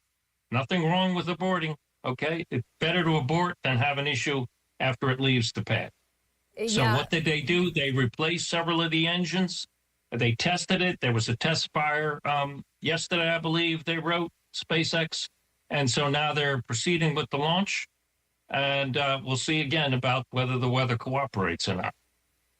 Yeah, definitely. So now walk us through tonight's flight. What are the biggest moments you'll be watching after liftoff, aside from the weather, of course? From everything, right. Okay. Well, this is the second launch of their third version of the Starship. So they upgraded each one. The last one, Flight 12, 2 months ago, was mostly successful, but did have some very significant issues. So starting right away with the first stage, they didn't land it properly in the ocean, in the Gulf, because the engines failed to relight properly, and it was tilted 90 degrees from what it should have been, and so it crashed into the ocean instead of doing a soft landing. So we want to see how that goes. They did a number of updates to the computers and the software and everything, so hopefully it'll work. So we'll be looking for that right away. Then we want to have a successful separation and of the first and second stages, and the Starship then will continue to orbit, and it's going to launch those 20 Starlink satellites, real ones this time instead of dummies, and 6 of them have cameras, so they'll actually look back when the stages separate. It will look back at they will look back at that first stage and see how it looks in the upper stage too, to make sure there's no damage, or was there damage, and see how things proceed as the first stage goes to the ocean and the second stage proceeds to orbit. So we want to do that. This is a suborbital flight. So then you want to see if they want to light those Raptor engines, relight them. That didn't happen properly the last time, so we'll be looking for that. And again, they made a number of hardware and software changes. And then there's a splashdown in the Pacific Ocean of the upper stage. Ultimately, that worked out pretty well. The heat shield survived much better than previous times. But they need to get the spacecraft to orbit, and they have to be able to demonstrate they can relight the Raptor engine, which didn't happen. So we'll be looking for that. So there's a lot of things that we'll be looking for, and they'll be deploying those Starlinks, which, well, I'll just say it now, they should be focusing on the human lander, not on the Starlinks. To me, that's a waste of time. They get a contract from NASA to build a human lander for Project Artemis, and that's what they should focus on, because we're in a race with China. It's a matter of months who gets there first, and we got to get there before them. And so this doesn't get us any further along with Project Artemis. So I think that's a major issue and a major problem.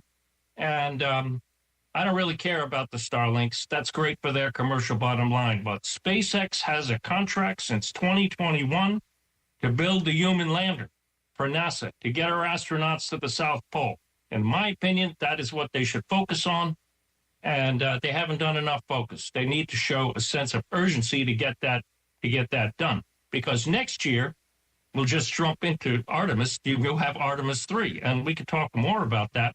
But NASA wants the Orion to dock with both the human lander from Blue Origin, which just exploded their rocket a month ago, and I was on Fox 35 with that, and then the Starship, and you know, it's going to just be a simple Starship. They still have to develop propellant transfer, cryogenic propellant transfer, to get the fuel they need to go to the moon. So it's a very complicated issue. Yeah, and I know there's a lot to unpack here, Ken, as you've mentioned, but I want to backtrack here for a second. If people watching aren't space experts, can you talk to me about the purpose of this flight that's supposed to happen tonight? Well, the purpose of this flight is to prove out the Starship, the first and second stages. It's a fully reusable vehicle, and they haven't got to orbit yet. Maybe if this one works out, the next one. And so, it's got commercial, military, and NASA applications, as I was just explaining, for Project Artemis. That upper stage will be modified with a crew cabin for Project Artemis. So it has a wide range of uses. The whole company, SpaceX, depends on the success of this. Falcon Heavy, Falcon 9, and the Crew Dragon are working great. But this is a completely different issue and is extremely complex. So this is getting them along the way to perfection. And we want them to perfect it in Texas before they bring it here. Okay. Now, I want to ask you about Space Up Close, because you are the founder and managing editor. And in just a second, I apologize that you can't see it, but you sent us some photos that you actually got pretty up close to this week's MRV MEP launch. Can you walk us through what that experience was like, and tell us a little bit about Space Up Close? Yeah, that's my Space News website. I'm a PhD research scientist in the pharmaceutical industry. I make medicines to save people's lives. I'm retired from that right now. So what I did, I work with dangerous toxic chemicals, just like on these rockets. So I know you have to respect it. And I should say, everything must be safe and reliable with these rockets, just like what I did when I was working in making pharmaceuticals. You don't respect the chemicals, and then you're going to have an explosion like what Blue Origin did. So safety is always top priority. So now I'm retired, and I do outreach like I'm doing with you guys, and thank you for the opportunity. I'm often with Fox 35 Orlando, as you mentioned at the top, so it's great to have an expanded audience. So I've seen about 600 launches by now, 400, I should say, and so we get up close occasionally. Often we set up our cameras right there at the rocket, and I sent you those pictures. And that mission went off great yesterday. I was very up close with Artemis and the astronauts. And another time, if you want to talk in detail about Artemis, we can do that. So my goal is to educate and excite the public about science and space exploration, because we need to invest in science and technology. It is critical. Okay. Current administration has slashed the budget for science, which is really a very bad thing. We need to invest more in science and technology. That's what builds our economy. That's what puts people to work. That's what gives kids hope for the future. So yes, we were there. That mission is actually to save satellites and extend their lives. It's got two big robotic arms on it, 10-foot arms, and it's going to go and rendezvous with aging or malfunctioning satellites and can refuel them with one of 3 jetpacks. And so it can bring it back to life instead of having to build a new satellite. So that's a lot cheaper if you can repair a satellite than have to build a brand new one. So some of these, maybe the solar panel didn't deploy, so it could fix that. It could also upgrade them with new software and hardware, extend the life, and that's what will happen here. NASA just launched a mission, Pegasus XL, last week to save the Swift, I should say, science satellite, gamma ray telescope, and it will extend its life. The Hubble mission has had its life extended by astronauts doing repair. So that's the whole goal of this new MRV mission, which went off just beautifully last week. It's a commercial, and so that will hopefully save the cost of doing these kind of endeavors. So it's really a great advance forward, and they can do 3 satellites and then bring up more and do more in the future. So very exciting. Very exciting. Well, I've loved talking to you, Ken, and thank you so much for telling us a little bit about your experience and all your hard work. And I know that, as we said, Starship Flight 13 targeted for 6:45 p.m. Eastern. I know there's a 90-minute window opening at SpaceX's Starbase facility in South Texas. So we'll be watching. We'll be intrigued to talk to you after and see what happens. Thanks so much for joining us here on Fox 13 Plus. Absolutely. Let me mention, if I can, real brief, look to the west and look to the southwest. You might see it low to the horizon. It's going to be far away, but I have seen them here.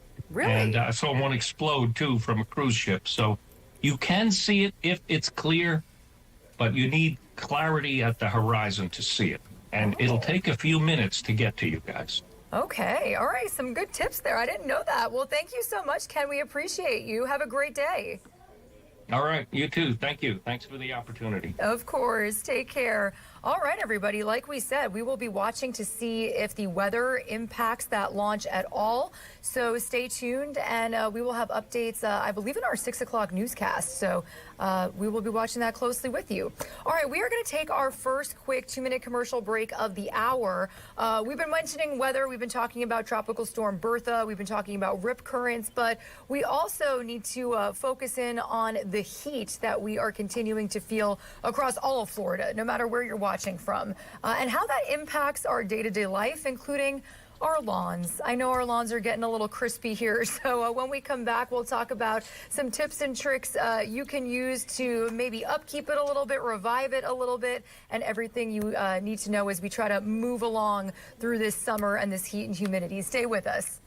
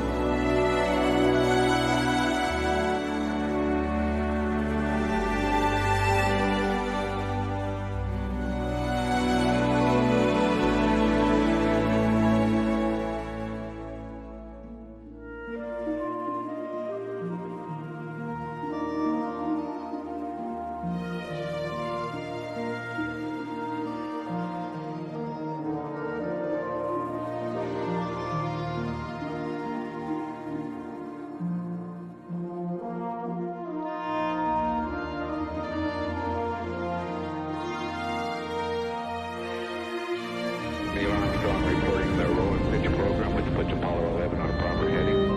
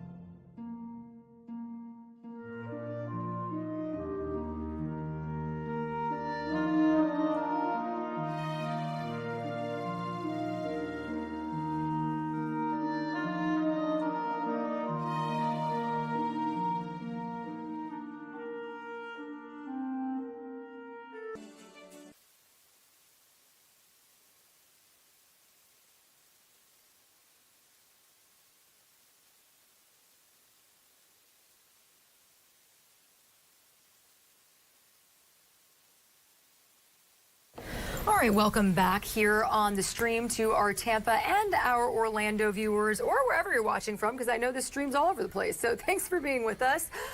You are actually taking a live look right now. We have cameras. We literally call them weather cameras, and they can take you to the tiniest nooks and crannies of all different cities and towns. And I was actually looking for more grassy areas of Florida, and I went out to the Bellevue area. So I really couldn't even tell you. I don't know if this is somebody's property. They let us have a camera on there, but it looks very luscious. It looks very green. You should be lucky if your lawn looks like this right now, because this extreme summer heat, it isn't just tough on us, it can also do some serious damage to our grass, our lawns. Lawn Love says roughly 40% of the country actually is dealing with drought conditions, and once temperatures climb above 90 degrees, mowing too short, watering the wrong way, or even heavy foot traffic can add more stress to your grass. But before you start drowning that brown lawn with the hose, there are some important do's and don'ts you should know about. So joining us more to talk about it now, we want to welcome onto the program Sharon Sullivan, Senior Managing Editor of Lawn Love. Sharon, thanks for being with us this afternoon. How you doing? Good. Thank you for having me this afternoon. Of course, of course. Well, thank you. I know this is a lot of people. I know Floridians love to take care of their grass, and it's really hard to do right now. But first off, you have to tell us, for people who are not familiar, tell us about Lawn Love. So Lawn Love connects homeowners with pros in their area to help them mow their lawn, control weeds, fertilize, aerate, do bush trimming, all that kind of stuff. So if you don't want to be out there in the heat doing it yourself, it's just, basically very simple. You go on there and you put in your zip code, we connect you with somebody, and everything is done through an app. So you can schedule service and pay and do everything through all of that. So it's very, very simple. That's really cool. And that clearly makes you an expert on what we're talking about here, because I want to start off, and I know I touched on it a little earlier, but what exactly starts to happen to our lawns when temperatures climb above 90 degrees, which they basically have been doing every day so far this summer? Yes, it's been over 90 degrees. With the heat index, it's been over 100. So it's been very stressful for lawns. Florida has had its typical weather pattern where we have those really heavy thunderstorms in the afternoon. We've been kind of skipping those, and it's, so it's been really stressful on our lawns. But it will start to discolor at first. You'll see, it'll start to turn like a bluish gray shade before it actually turns brown. You'll notice that there's thin and patchy areas. You might see weeds popping up. Your grass gets crunchy. When you go walk on your lawn, it'll leave footprints. It won't spring back up like it will with a normal, healthy, watered lawn. And, it's slow to grow. This season, normally a lot of times in Florida summer, you can mow your lawn twice a week. But I've been skipping myself mowing. So it's been every other week sometimes, just because, the grass isn't growing very healthy and strong. So, and you'll see the blades, they'll start to curl and wilt. You even might see, some pests in your yard, like anthills and things like that. So you'll notice a lot of that, those sort of symptoms before it gets to the really brown stage. Okay, and so that kind of leads me to my next question, and forgive me if the information is pretty much the same, but I wanted to clear up, how can you tell if your lawn is dormant and protecting itself, or if the grass is actually dead? So if it is just dormant, the roots will still be in the ground. So that's the biggest thing about trying to keep your lawn healthy in the summertime when you're dealing with drought. You don't want it to die, but obviously you can't water all the time. So you're not going to have the greenest grass in the neighborhood, but you want to water it enough to actually keep it alive. But you'll notice that if you tug on it, if the roots pull out, then that's dead grass. You've gotten to that point. And in these temperatures, it usually, with 90 degrees, it can take 2 to 3 weeks for your grass, to show signs of it dying. So you do have to have a little bit of, water and good mowing strategy in order to keep it alive in drought. But that's the biggest thing. If it pulls out of the ground, then you're dealing with dead grass. Okay, you know what? That's funny. I was about to ask you what a tug test is. So that pretty much explains that. And then you just kind of touched on this, but watering advice. Something that's interesting is I see less water, less often, could be beneficial in some aspects. So why can overwatering a dormant lawn actually make the problem worse? Well, yes, if you overwater, you're basically tricking your lawn into thinking that it's okay to grow. So, and if it's facing extreme heat and not a lot of rain, you don't want to, it's kind of like with fertilizer, you don't want to fertilize it. You don't want to invite it and say, hey, go ahead and grow now, because it's still in that kind of dangerous zone. So especially with the grasses we have here with sandy soil, and you want to water deeply but infrequently.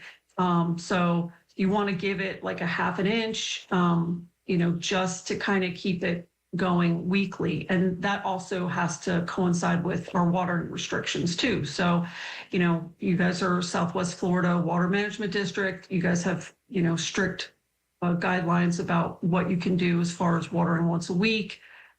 So that's the thing. You don't want to water multiple times a day or multiple times a week. You just want to give it enough water to keep it alive, but not trick it into going into a growth mode. Okay, very, very interesting. Now, another question here. Should we be using things like fertilizer and weed killers right now, or can that stress out an already struggling lawn? Yeah, that definitely stresses out your lawn. So you don't want to put fertilizer on there, because that's what you want to do. Like in the spring, you want to try to, encourage it to grow and give it the nutrients it needs to, do root growth and blade growth. But you don't want to do that, because right now you're just kind of managing it and getting it through to keep it alive, through the drought. Weed killer is also hard on your lawn. The chemicals, it can be very stressful on lawn that's already struggling to stay alive. So if you can, if it's a little weeds here and there, it's better to pull them out by hand and then wait until the drought time is over and you get a little bit more to the fall time where you can use a post-emergent herbicide on your lawn. Okay. Now, I don't mean to use a pun here. Forgive me if this is too much in the weeds. But I want to ask you about, I know obviously there's watering restrictions and the situation's kind of fluid with each household. But is this kind of the same rules for our gardens? I noticed my tomatoes are already on their way out because of the heat. So is this in relation to grass when it comes to things like this? Yeah, I mean, when you have watering restrictions, they basically just allow you to water, whether it's your lawn or whether it is your garden or washing your car, all of that. So you have to abide by those restrictions. So yes, that kind of goes in. So if you're watering your grass, water your garden at the same time. All right, good stuff there. If you could give homeowners just 3 rules to wrap this up to help their lawn survive this heat, what do you think they would be? Well, if it's not growing, don't mow it. I mean, you kind of get on a schedule sometimes and you think, okay, well, it's my weekly mowing. I've got to go out and mow it. But if it's not growing, let it grow. You want it to grow a little bit taller because it will help keep the soil temperature cooler. It'll help shade the grass. So you don't want to mow it. But when you do mow, it's best to mow about a half an inch to an inch taller than you normally would during the regular summer season here in Florida, where it's raining every day and your grass is growing rapidly. So you want to try to increase the height on it. So if you're usually mowing it 3 inches for your lawn, maybe mow 3.5 inches for your lawn. Also, don't leave your grass clippings on the lawn. So don't try to bag your grass clippings. They're out very helpful for your lawn. They fertilize your lawn, they keep it cooler, they shade it, they keep your soil temperature, and they retain moisture. So when it does rain, it helps with root growth. So it's best to not, bag your grass clippings. Well, thank you so much. This was all really, really great information. I know at this point in the summer, you just look outside and you look at your lawn and you're like, wow, she's struggling. So we really appreciate. And really quickly, before we let you go, Sharon, tell us one more time how people can find Lawn Love. Yeah, you can find us online, lawnlove.com. And there you can schedule services. You can read all helpful tips on our blog, where we have everything for lawn care and gardening for every season. All right. Well, thank you so much, Sharon. We appreciate you. Sharon, we are so grateful for you, and we will talk to you again soon, hopefully when our lawns are starting to spruce up. Yes. Thank you, Regina. Take care. Take care. All right. Well, what a better person to weigh in on this topic, the heat, and maybe, I don't know if you're much of a lawn. Do you have a lawn? Are you in an apartment? I don't have a lawn. I have an apartment. I get a lot of emails about people complaining about their lawn this time of the year. Okay. So You're just a lawn therapist. I've got a good gauge. Yeah, people complain to me about their lawns. I let them know when it's going to get a little bit better. The past few days we had a lot of rain. That was pretty nice. And now we're kind of in a pattern that's going to keep those lawns extra crunchy. Yeah. I think it's just going to be hot, mostly dry throughout the day. The thing that people might be caught off guard by today is going to be the near record heat up and down our state. We now have high temperatures as warm as 94 degrees expected in downtown Tampa, with a lot of those highs coming through here momentarily. Wow. We have a little bit more sunshine as well back in the forecast. Not as many clouds to shield you from that. And the heat is going to be with us for the next several days. That's not really going to change. We have some rain chances kicking into gear later on this afternoon and evening, but coverage is not going to be as widespread. High temperatures today will feel like between 100 to 105 degrees when you account for the heat index. I know. That's so high. It sounds ridiculous, and it is. It's hot for even this time of the year where it's always hot, right? So near record heat, keep that in mind. Eventually, a little bit of relief arrives next week where we get slightly more seasonal temperatures. 90 degrees is going to be more of the high by Monday and Tuesday, but at least in the short term, hydration is going to be key. One thing I've been pointing out as well, do you see in that shot, I don't know if this is going out to our viewers right now, Yeah, that the Clearwater Clearwater, beach shot. Gorgeous blue skies here. The UV index is coming back into play. And whenever you have a big stretch of cloudy conditions, people often forget you need to apply sunscreen. But it's going to take as little as 10 minutes under the extreme UV index that we have today, tomorrow, the days after. So just make sure you're accounting for that if you're heading out to the beach or just chilling by the pool. Definitely. And one thing I've been mentioning in this shot, because one of our reporters earlier, Matt, was on Clearwater Beach talking about rip currents. And I know that's been something you've been touching on. They're kind of strong out there. Yeah, we have a special rip current statement out, and what that means is the danger is heightened for today, and it will be through 8 p.m. All of this, interestingly enough, influenced by that tropical storm that is still in the Gulf, somehow holding itself together. This is Tropical Storm Bertha. This is what formed off our coast and was churning up those rough waters, the rounds of showers and storms this past weekend. It has since pushed off to the west, making its first landfall yesterday in the east coast of Louisiana. And now it looks like any moment now, Regina, I'm just continuing to glance at my phone. We're going to get an update that this has made a second landfall somewhere in Texas. Either way, barely holding on to tropical storm status right now with 40-mile-per-hour winds, and the latest advisory should let us know where that center is located. But this is one of the most disorganized-looking tropical storms I've tracked in quite some time. Really? Just looking at this imagery here, Regina, if that little circle wasn't there to show you where the center of it was, where would you think it is? Honestly, maybe a little more like down to the left. Exactly. Right? That's where all the thunderstorm activity is. This has a lot of strong winds that are shoving all those storms down closer to areas like Corpus Christi. Meanwhile, the center is going to go directly over Houston, and they probably won't even know it because it's going to be mostly dry, and the winds honestly aren't going to be that bad there. Still, they have tropical storm warnings in effect for portions of Louisiana onto the Texas coastline. That continues throughout the rest of this afternoon, but by the evening time, this is going to push on shore and quickly fall apart by late tonight. It is no longer a strong system. It is really not going to be something we watch for big impacts or any strengthening anytime soon. Okay. Now, actually, I'm not too familiar on where in Texas this is, so forgive me, but this is a look at Port Arthur, Texas, which, I mean, you see those stormy conditions, so I'd assume they're getting a little something. Yeah, this is textbook tropical storm kind of conditions, right? You've got that on and off mist, big prolific rain-making showers that come on shore, dump a little bit of rain, and then quickly leave. But in general, they're not going to see a lot of flash flooding, or at least as much as we previously had expected if this was a little bit more organized, because it's so weak and falling apart.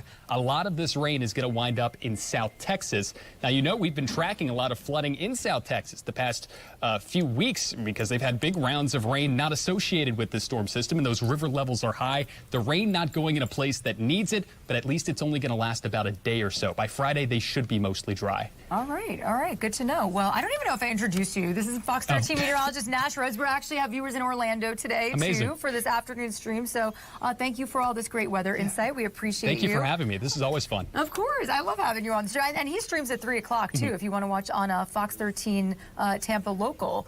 we are actually going to see Nash later in just about an hour and a half. Yeah, we get into the nitty-gritty in the forecast, the stuff that doesn't necessarily go on TV, but some viewers find it interesting, and we also talk more in depth about what's happening in the tropics. Definitely. Well, we appreciate you and all of our meteorologists out there working hard, and we will be right back after this quick 2-minute commercial break. We're actually going to touch base with one of Fox 35 Orlando's reporters, Hannah. She's going to get us up to speed, no pun intended, about speed cameras that are going up in 20-plus school zones around Orlando. So stick with us for that.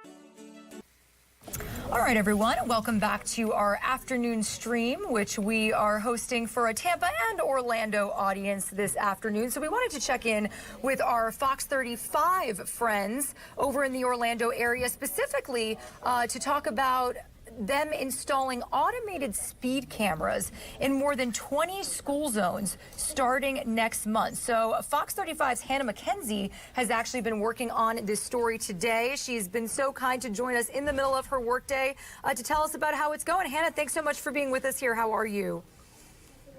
Of course, I'm doing great. Happy to be here with you. Well, yeah, get us up to speed on. We here in the Tampa Bay area have covered stories a lot about more and more of these speed cameras popping up around school zones. So tell us why this happened and how this all kind of came about. Well, of course, unfortunately, it's necessary because regardless of how many warnings or, cops sit out there in school zones, you still see those people just flying by, ignoring all of the warnings. And obviously, we work in news, so we see the horrible sides of it, where especially kids on e-scooters, e-bikes, things like that, these traffic infractions and these traffic accidents just seem to rise. So Orlando and Orange County said, you know what, we need to step up. We need to be more prevalent on all of this, and we are enforcing new cameras. So first, this is a multi-year approach. Basically, let me start off by saying that. At first, they're targeting 12 schools. So it's basically 2 schools per each commission district. So they'll be targeting these 12 schools first, implementing these traffic cameras in the school zone areas.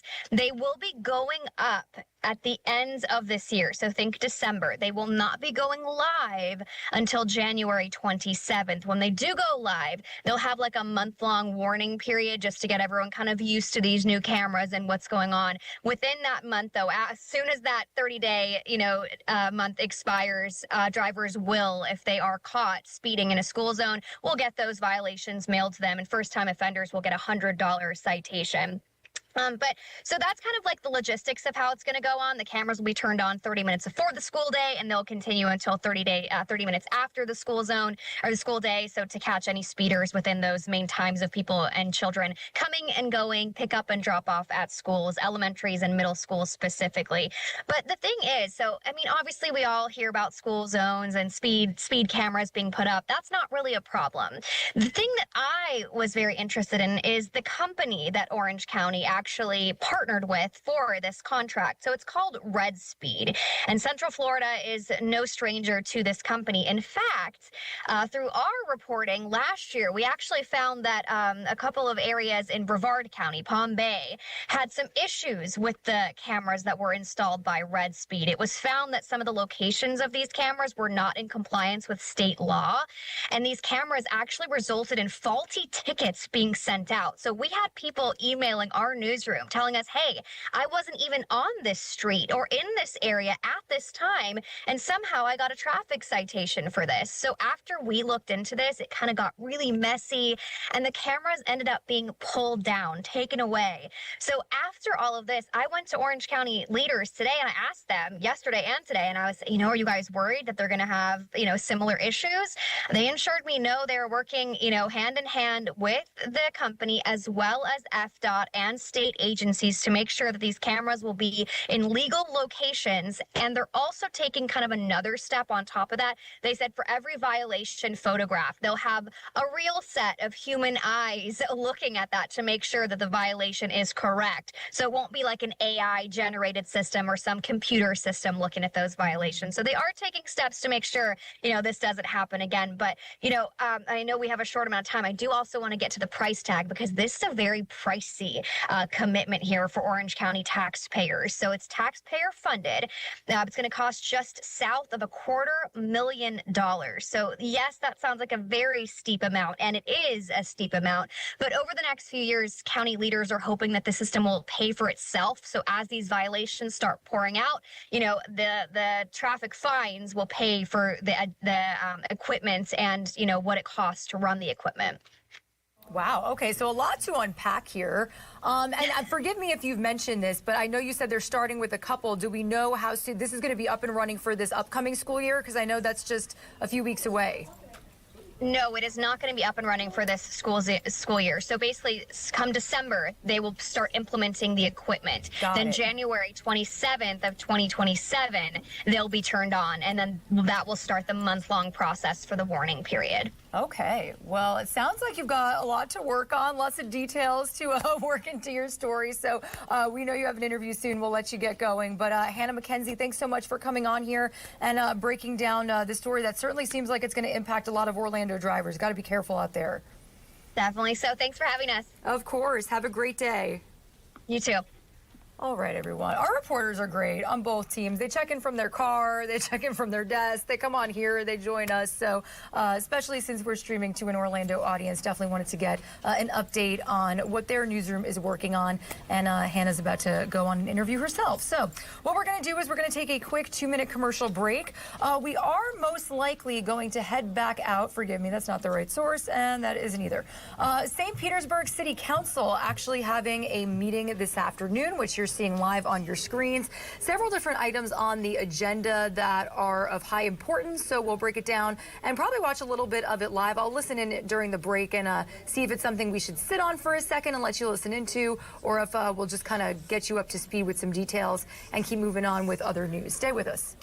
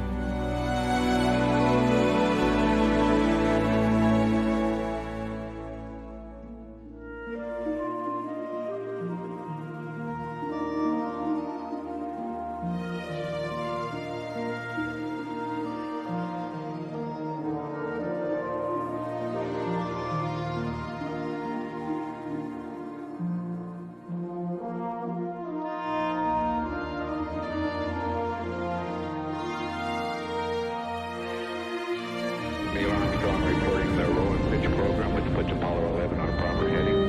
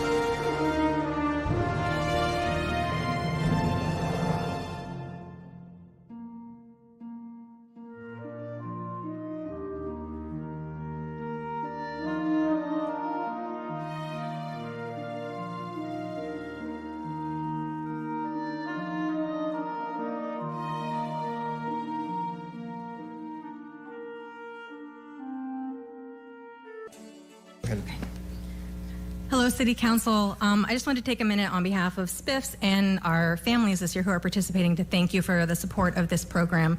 It is truly a life-changing experience for the students who get to participate in it, creating global citizens who represent us abroad, as well as further what international communities like Takamatsu are doing right here in Clearwater. I also want to thank the dozens of city staff, colleagues in nonprofits who have made sure that this is a very full and memorable trip for all the students who are here visiting St. Pete.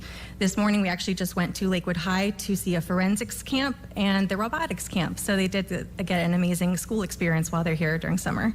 Thank you again. Thank you, Stephanie.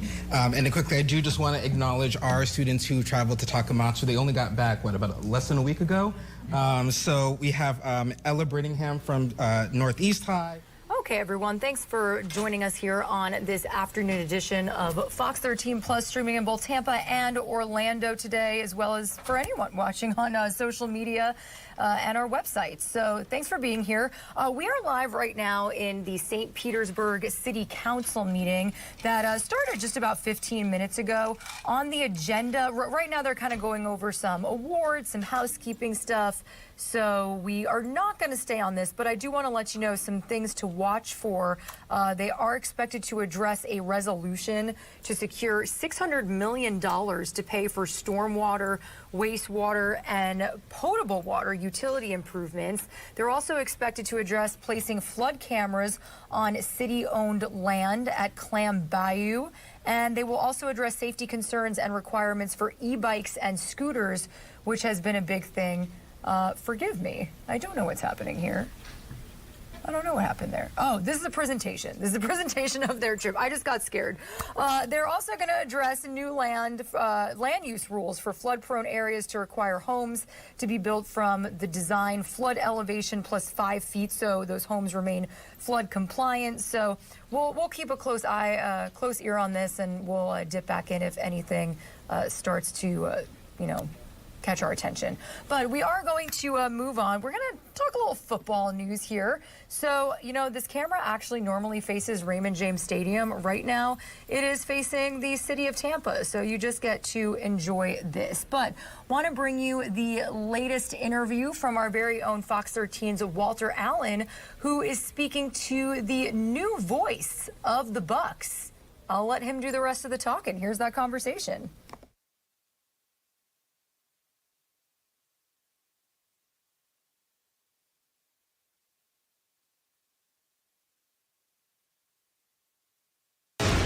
All right, for the past 37 seasons, Gene Deckerhoff was the voice of the Buccaneers. Well, Gene retired last year. So this year, there will be a new voice in the booth and someone we should all get very excited about. Very impressive resumes. Last stop was UW, calling Husky football and basketball games for the past 9 years.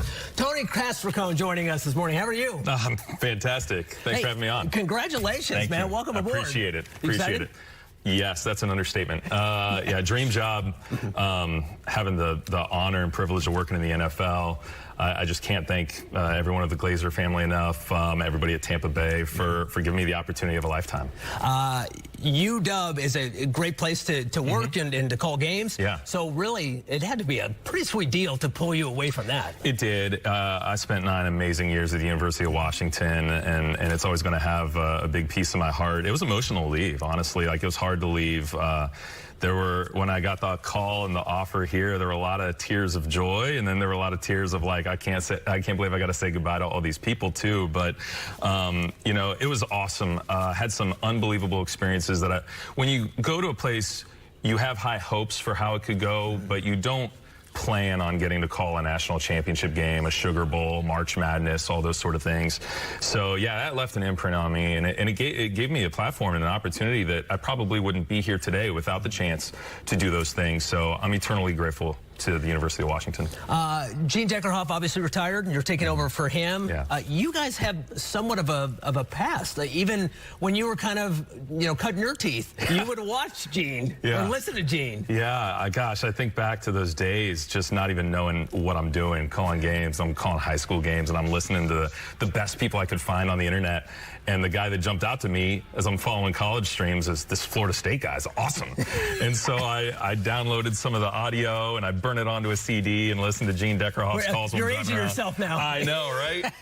Driving around in my 2006 Mazda and listening to Gene on a CD. And yeah, I mean, so I think from an early age, his work was kind of in me a little bit. And then I got to work at Clemson basketball for 3 years. And when we would play Florida State, I'd see him twice a year. And, the one thing that is always going to happen when you meet Gene Deckerhoff is you're going to have a smile on your face, because he's just got the best personality in the world. Nicest guy ever.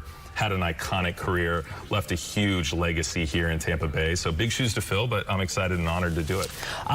You are leaving the Pacific Northwest. You are coming here to the heat of Florida, but it somewhat sounds like you're somewhat ready for it. Oh, yeah. I mean, we spent last weekend at the beach. My wife, she's a beach girl. She's from San Diego, and she got here, and she saw the palm trees. She came with me on my first job interview, and we flew out here, and we're out eating dinner, and it's like, it's late May. The humidity's starting to kick in. They're like, would you like to sit inside or outside? She goes, outside. And her hair's all frizzy. The humidity's kicking in. She's like, I love it here. So, yeah, she's thrilled. Nice. And you got a 4-year-old son, and he's going to love it here. Disney's right down the road. We got about 20 seconds. Is there anything that you would like to say to Crew Nation? Oh, just that I'm so fired up for this 2026 team. I'm honored for the opportunity.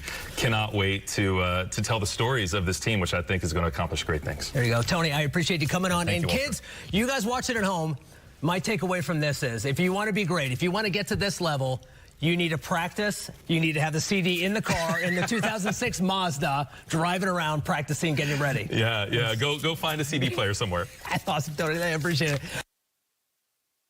All right, well, a big thank you to Tony and for Walter for that great conversation there. A lot of accomplishments, and excited to hear his voice this season. And if you can't wait for the official season to start, there is a first training that can be attended on July 30th and 31st at the Advent Health Training Center. Tickets can be purchased online at Ticketmaster and on the Tampa Bay Buccaneers website. And we should also mention some big news that came out this week is, by popular demand, the team is once again announcing that it's bringing back the fan favorite 1976 white jersey for one game only this season when the Bucs take on the Los Angeles Chargers at Raymond James Stadium on December 6th.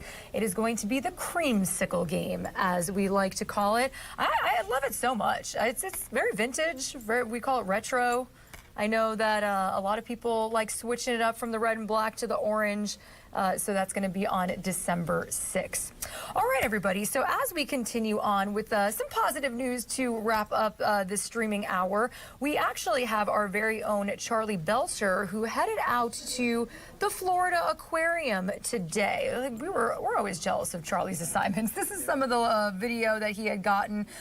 He actually was talking to researchers there about some of the exhibits that have now opened up, because they've been having a lot of different construction done and adding a lot more research labs and just overall space to the aquarium. But he's also telling us about how the Florida Aquarium is keeping creatures fed. I've always wondered this. So let's listen into this really cool segment from Charlie.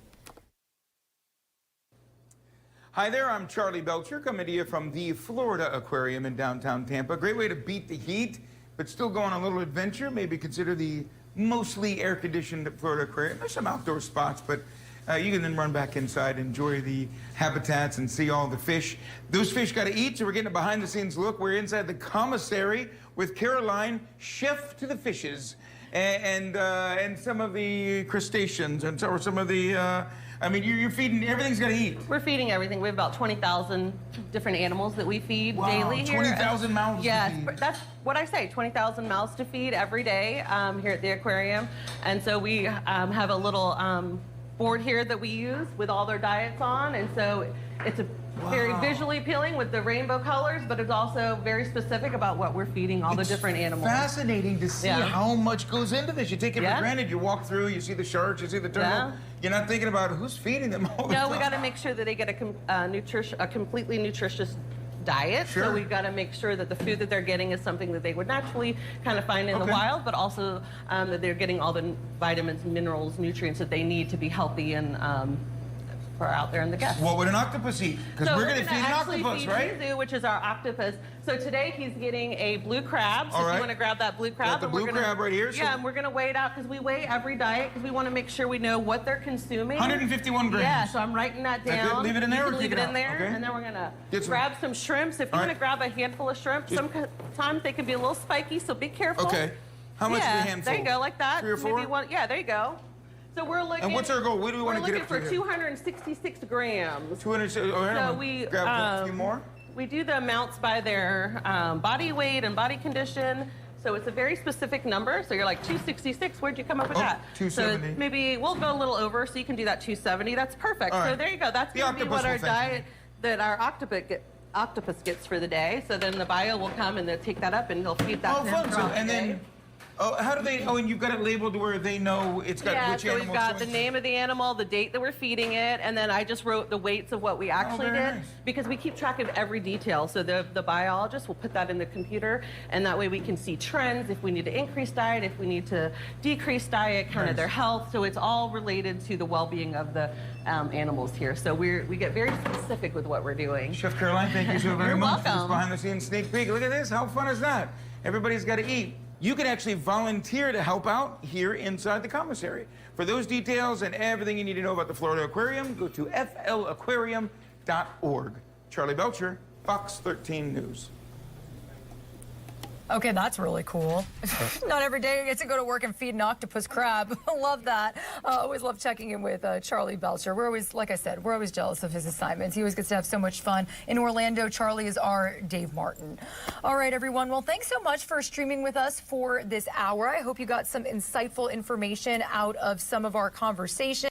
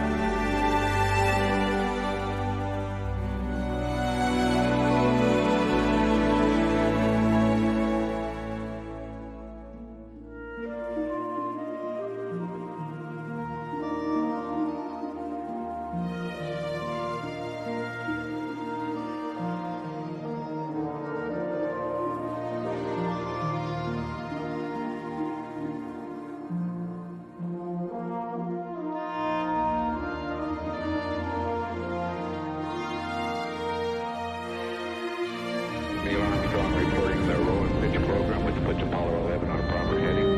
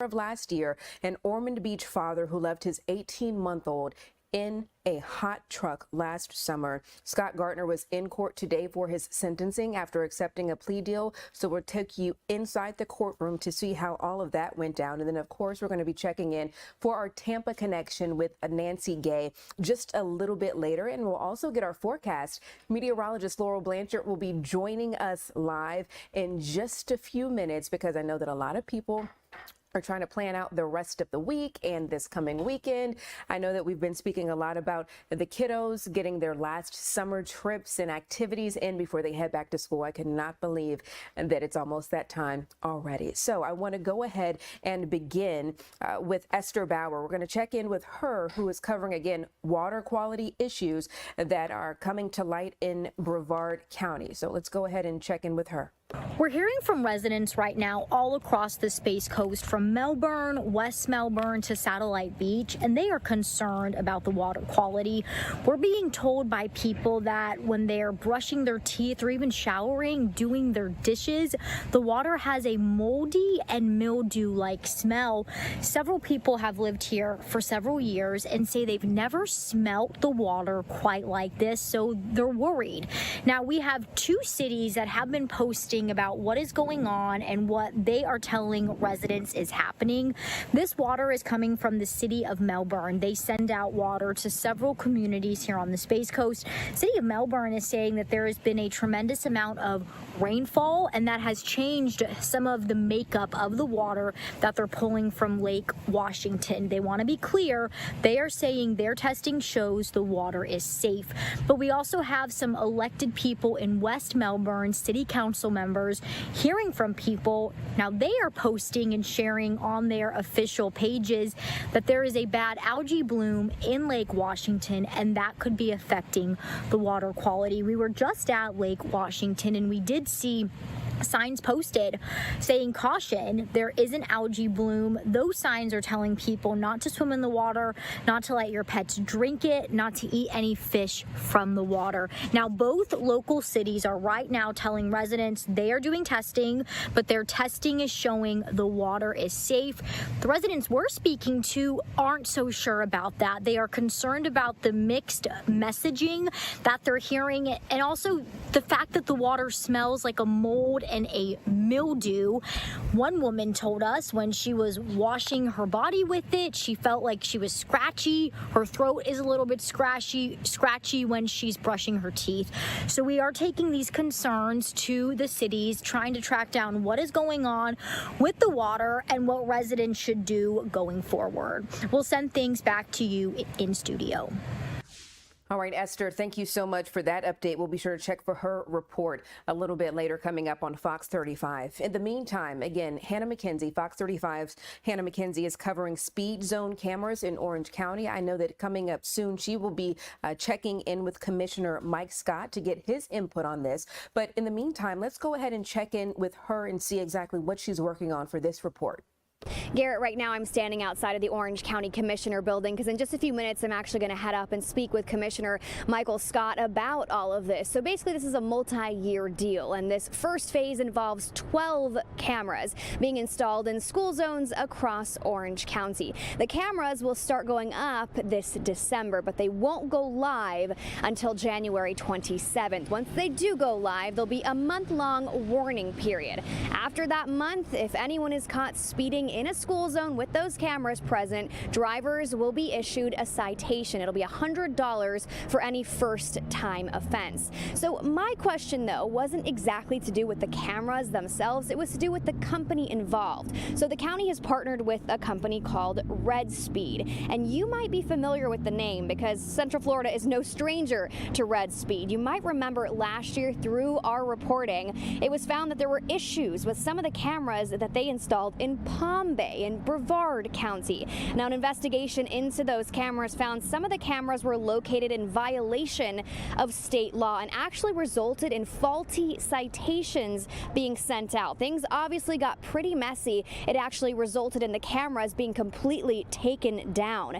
So I did speak with Orange County leaders to see if they are concerned about some similar issues happening, and basically they tell me no, they are not concerned. They tell me they have been working hand in hand with Red Speed to make sure something similar doesn't happen. They said they're also working with FDOT to make sure that the cameras are going to be located in the correct areas where it is legal.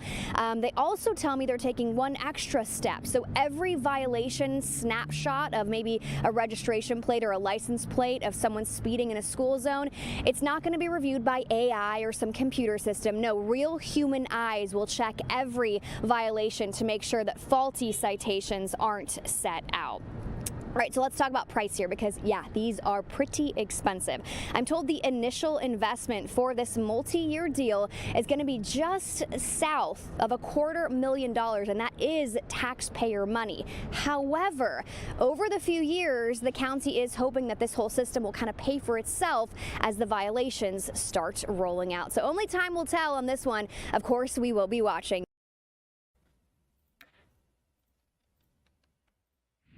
All right, Hannah, thank you so much for that Mr. update. Larissa and I the want to state go ahead and let you know that we're going to be checking in with Hannah a little bit later, coming up on Fox 35 for that full report. Again, we are expecting her to speak with Commissioner Mike Scott for an interview.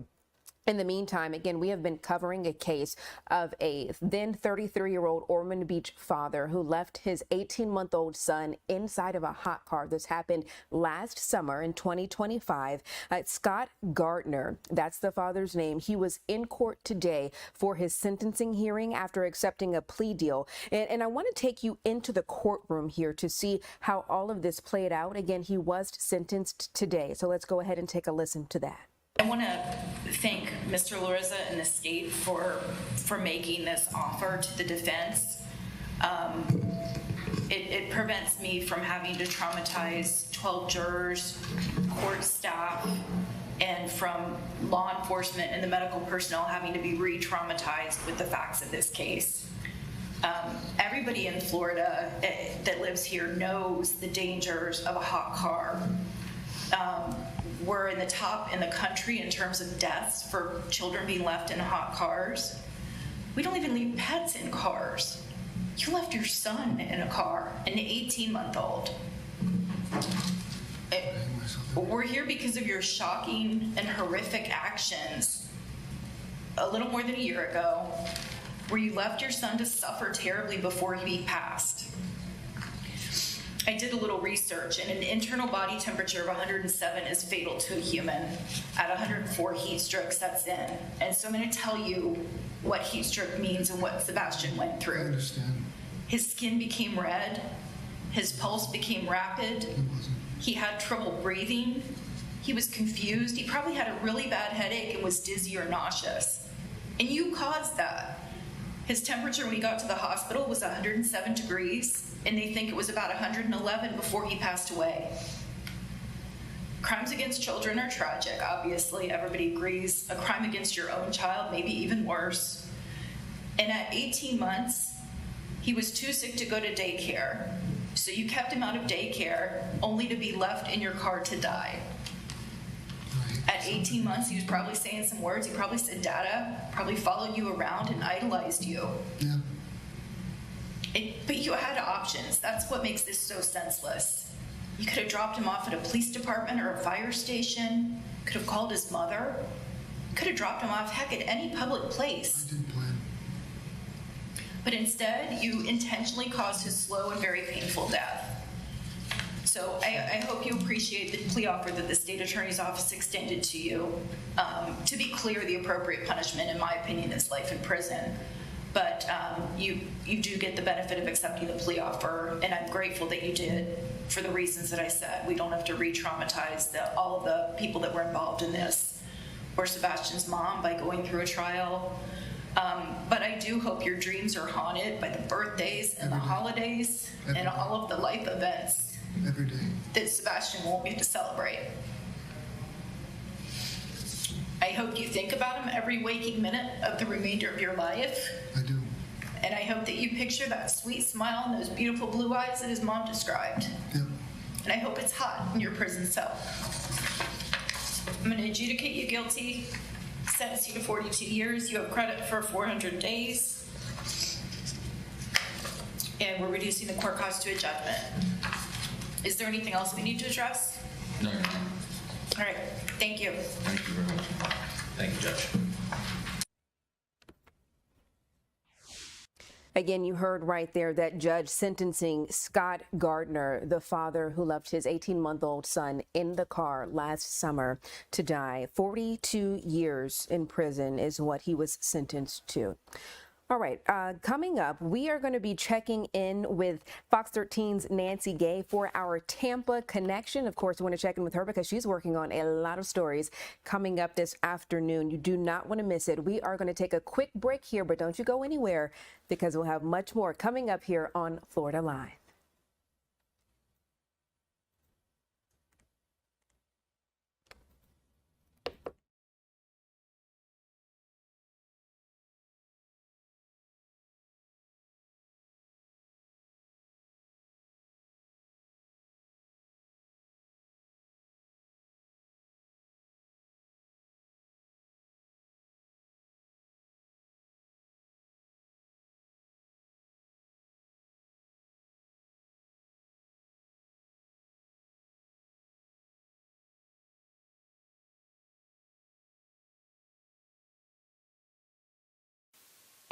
Hi, Nancy. It's Marlisa again. Oh, I didn't. Okay. This is what I messed up last time. She's gonna find the one that's on her. So she Yeah. should too. Yep. That's what I pressed. Okay, cool. Can she hear you? I can't hear her, though. Have her talk. Can you say something one more time, Nancy? Nope, I'm not hearing her. We're not getting any levels from her. Can you keep talking, Nancy? No, we can't hear you. We are not getting levels. We are not getting levels from you.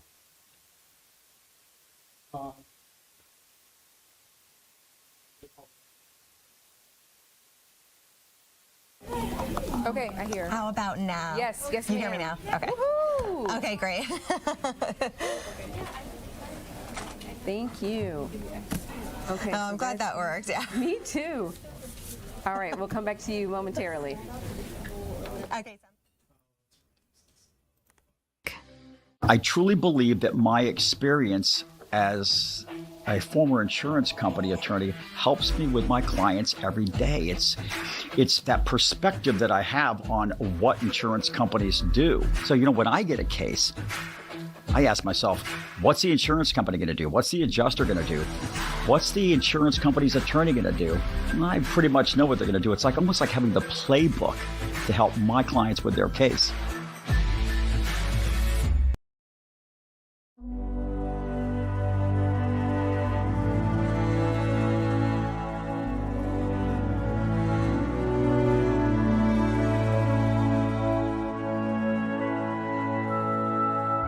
Welcome to the show that nobody wants to win. What did the itsy bitsy spider climb up?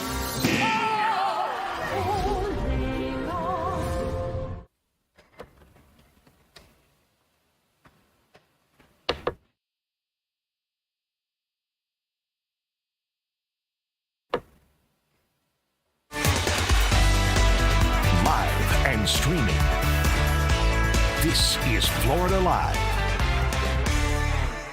Welcome back into Florida Live. Marlisa Goldsmith here in for Garrett Weimer this week. I want to thank you for being here. We appreciate you for being here on this Thursday afternoon. We have a lot that we are packing into this 2 o'clock hour here. And I want to go ahead and start our Tampa connection. I want to go to our very own Nancy Gay, who is the senior content producer over at Fox 13. Hi there, Nancy.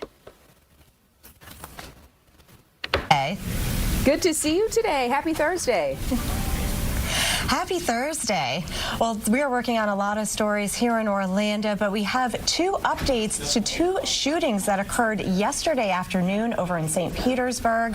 The first shooting I'm going to talk about actually led to the death of a St. Petersburg sanitation worker who was also the mother of 4.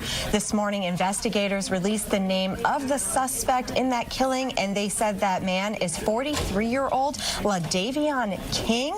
Now, this all began yesterday just after 12:30 in the afternoon. Police say a 47-year-old woman was in her front loader truck on 12th Avenue when she got into an argument with King. St. Pete Police Chief Anthony Holloway says King actually climbed into the cab of that front loader and shot her. He then took off, and he was later spotted just off I-75 down in Lee County, where he barricaded himself in his vehicle, leading to a lengthy standoff with troopers as well as Lee County deputies. Now, we do know that shots were fired during this standoff before King was taken into custody. Now, he was brought to an area hospital because he was hit by one of those bullets, but he is at that hospital in police custody. And as of right now, it still remains unclear if he was hit by a bullet from one of the troopers or the deputies, or if his injuries are self-inflicted. But again, he is in custody at the hospital,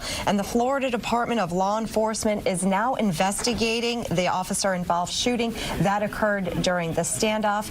But again, police have identified 43-year-old LaDavian King as the suspected killer of that 47-year-old sanitation worker and mother of 4. Again, she was shot yesterday afternoon in St. Petersburg. They say that she was a sanitation worker for the city, and she was shot in the cab of a front loader. And one thing that the police chief stressed yesterday was that, she was working for the city, but it was unclear if she was on duty when that particular shooting occurred. He said it was unclear if maybe she was perhaps on her lunch break. But again, they do have identified LaDavian King as the suspected shooter. Just such an unfortunate situation there, Nancy. Oh, my goodness. Okay, the second story that you're working on, there was a teen arrested in a deadly St. Pete YMCA shooting. Tell me more about this. Yeah, so yesterday afternoon, just after we learned about the shooting of the sanitation worker in St. Petersburg, not too far away at the Child's Park YMCA in St. Petersburg, there was another deadly shooting. This one happened around 2 o'clock yesterday afternoon. And so police tell us that the 18-year-old victim and another man drove in from Clearwater to buy a handgun. They met up with 18-year-old Mikese Johnson and a second suspect inside the bathroom at that YMCA to finish the deal, but the transaction turned violent and shots were fired. The victim was taken to an area hospital where he died from his injuries. Now, police say Johnson was shot in the face during that incident, and he actually took himself to the hospital for treatment. Detectives have since arrested Johnson. We learned about his arrest this morning, and they charged him with murder while engaged in a robbery. As of right now, police have not released the name of the victim who died. And officers are still searching for Johnson's companion who fled the scene and remains at large. So they are still looking for one more person in this deadly shooting. And the YMCA confirmed that no staff members or participants were injured during yesterday's shooting. However, the Child's Park YMCA will remain closed for the rest of the week, and actually it'll be closed until further notice as the investigation continues. Marlisa? My goodness, I know a lot of people are probably just shaken up by all of that, especially being that it happened, at the YMCA there. Okay, Nancy, this third story that you have that you've been working on, a runner reports that a man was taking pictures of her along one of the busy boulevards there. Tell me more about this one. Yeah, so this one's generating a lot of attention online. So Bryce Pinson, she's a marathon runner, and she says she's been training for an upcoming marathon. One of her favorite places to go is Bayshore Boulevard here in Tampa. That's a very popular spot for runners, walkers, as well as cyclists. And she says back in April, she noticed an older man taking pictures of her. And then she noticed that same man in June and July. Again, he was taking photos of her. So she decided to take a photo of his car and his license plate and call the police. And when she did, officers actually told her that they had received 2 other reports about the same man taking photographs of them on Bayshore Boulevard.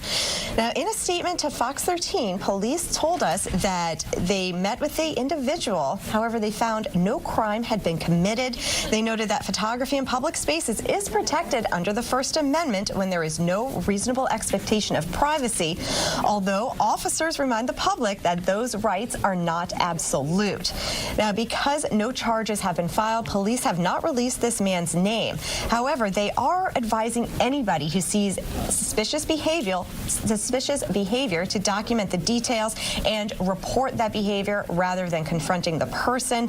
Now, Pinson says she posted about her experience on TikTok, and that struck a chord with a lot of people, and it led to messages from numerous women reporting similar encounters with that same man out on Bayshore Boulevard.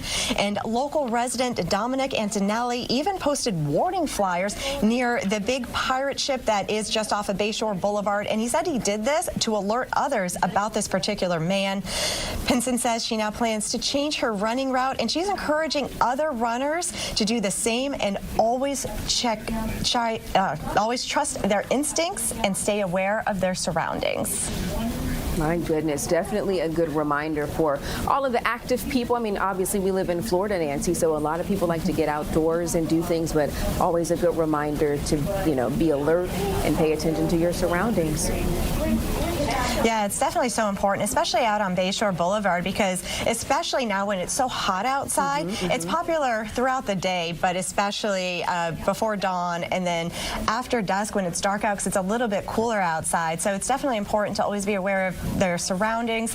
And like we said, this man, even though he hasn't been charged with anything, a lot of people are reporting him. Several have already gone to the police, but they are saying that this man is out there taking photographs of the people out on Bayshore Boulevard. Definitely something to be aware of. Nancy, we certainly appreciate you. Fox 13 senior content producer Nancy Gay. Always good to see you, Nancy. Great to see you as well. All right, we still have a lot to get to. Speaking of being outdoors, I know that a lot of people are steady making plans for this afternoon. Tomorrow's Friday, the weekend. Things are going to be changing, so I hope you get outside today, maybe tomorrow, to enjoy some of this good weather and low rain chances too, right? Summer's winding down. A lot of the kids are trying to get in those last-minute activities before the school year starts, coming up in just a few weeks. So I want to go ahead and bring in meteorologist Laurel Blanchard, who is joining us here today. Hi there, Laurel. Hey, Marlisa, how are you? Are you enjoying the weather that we have? Yeah, I'm trying my best to, because I definitely want to capitalize on the fact that we don't have to run indoors when the lightning starts, when there's a downpour. So you better believe I am taking full advantage of it. Yeah, no keeping umbrellas or rain jackets kind of on hand for the next couple days. Yeah. So a nice little reprieve. Exactly. I feel like that's kind of our reward. We kind of get that little bit of a too close for comfort scenario with the tropics. So it's a little bit of a sweet reward. I'll take it.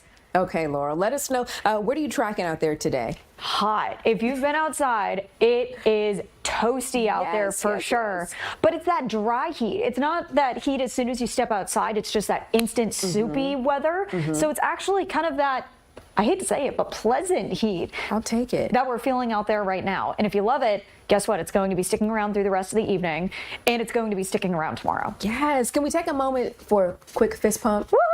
Yes, I'll take it.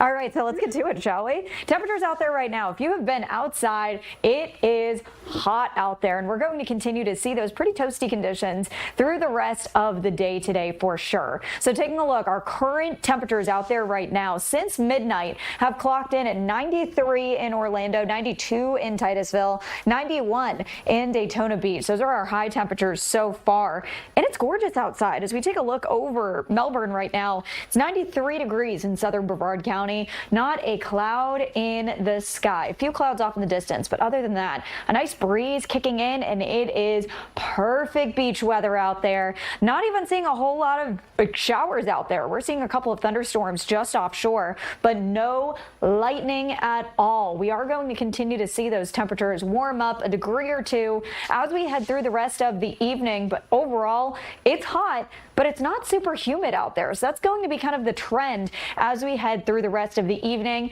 and through the day tomorrow. So here are your forecast lows through the overnight tonight.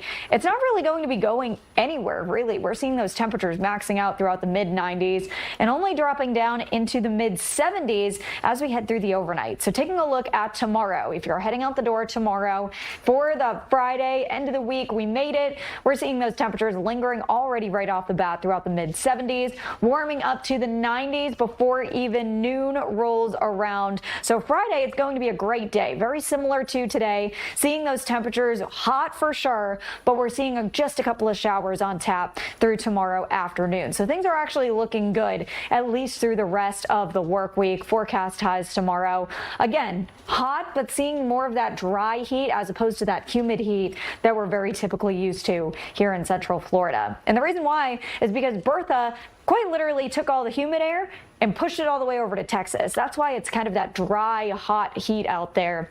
And this is what's going to be lingering through the rest of the week. Humidity, though, Marlisa, my hair's not going to be too happy, but it is back on Saturday. We're going to see those rain chances slowly start to pick back up.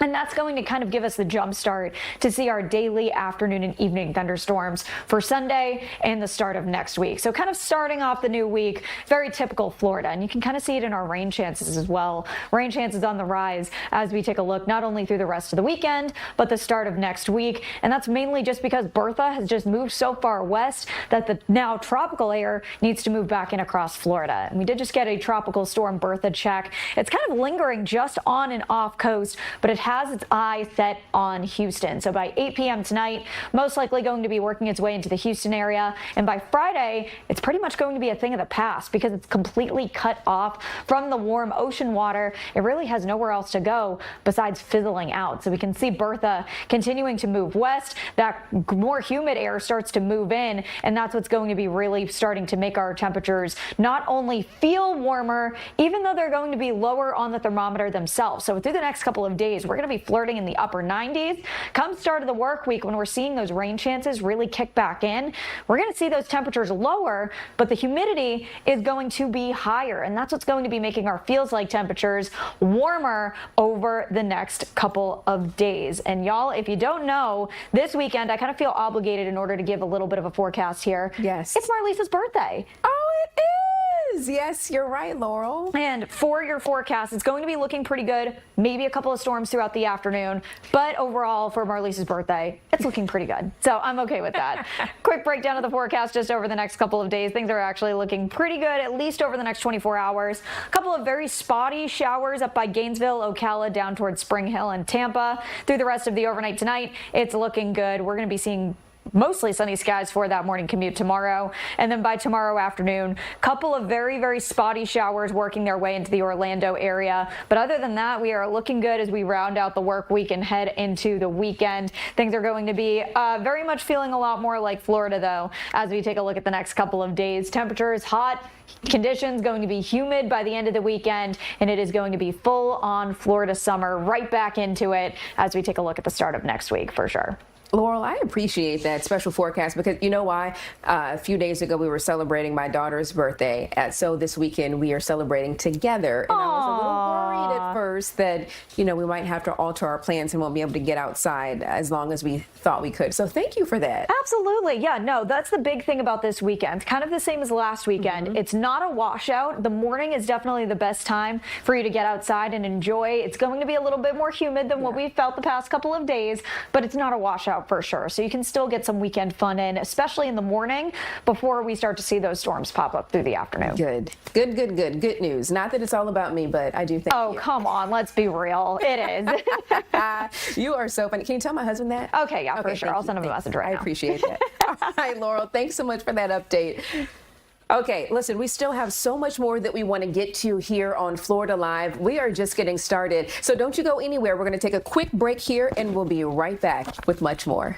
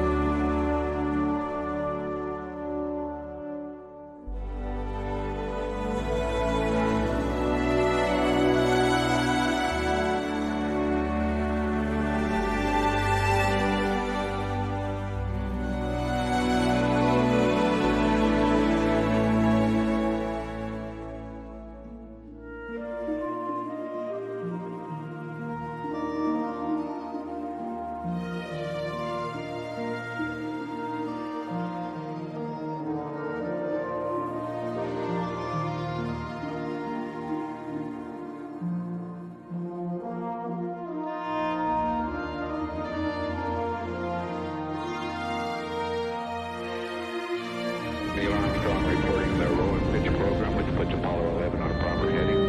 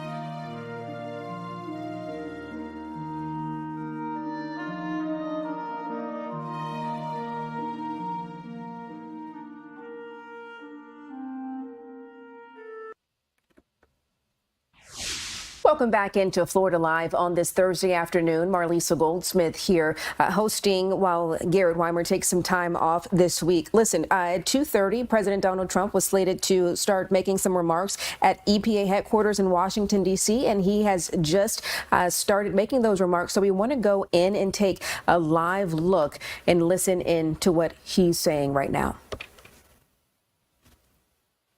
I love looking good, but we made a lot of money. We made, I guess, over $72 billion on that profit. They've also agreed to invest heavily in local communities where data centers are built, supporting job training and local services. They're really spending a tremendous amount of money. In other words, the governors in the room, you have great governors in this room, and these companies are spending tremendous amounts of money on the communities, the local communities. So I think it's important that we tell the local communities that, because other nations are trying to get us to slow down, and they're spending a lot of money on propaganda, on press, PR, trying to convince everybody that this isn't a positive thing. And if we don't do this, we're going to be left behind.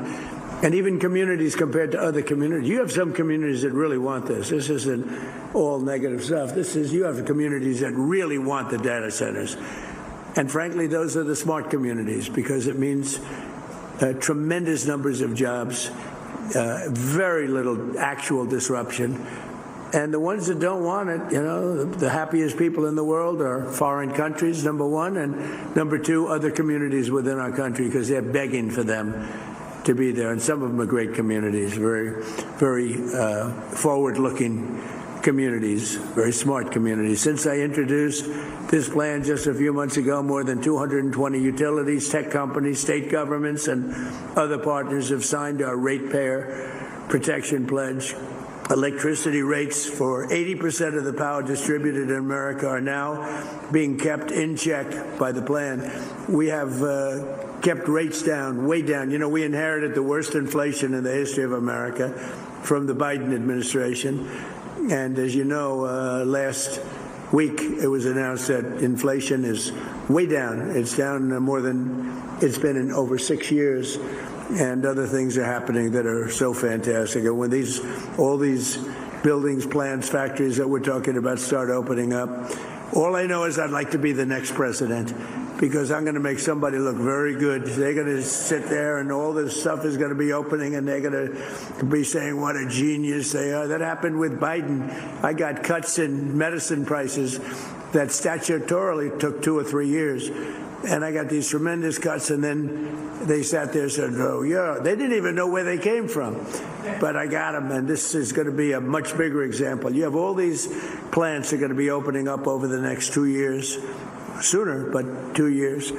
And somebody's going to look very, very smart, and I hope you remember me, because what we've done is something that nobody thought was possible. For example, Southern companies, Georgia Power has frozen base rates for households until 2029. Is anybody here from Georgia Power? There's a certain governor who's here. A certain governor who's here. Congratulations. Good job. That's a great job. I've heard about it. Congratulations to both, and it's fantastic. And Georgia, the revenue from Google's data center construction is allowing them to eliminate property taxes entirely. And that's what you call using it to your advantage. The numbers are so incredible. Nobody's ever seen. You know, all my life, the biggest building in the whole world was the Pentagon. And you can fit 25 Pentagons into some of these buildings, 25. And if you happen to be a community, and there's very little disruption. They're just large. They go on for miles. And frankly, if you like certain types of things, they're incredible to look at, to see that we could do something like this. But they also throw off tremendous amounts of money for the community. And when you look at Georgia and you look at the revenue, think of that. Revenue from Google's data center construction is allowing them to eliminate all property taxes. Did you know that, Brian? That's not bad, right? So thank you very much. Great job. That's a great job.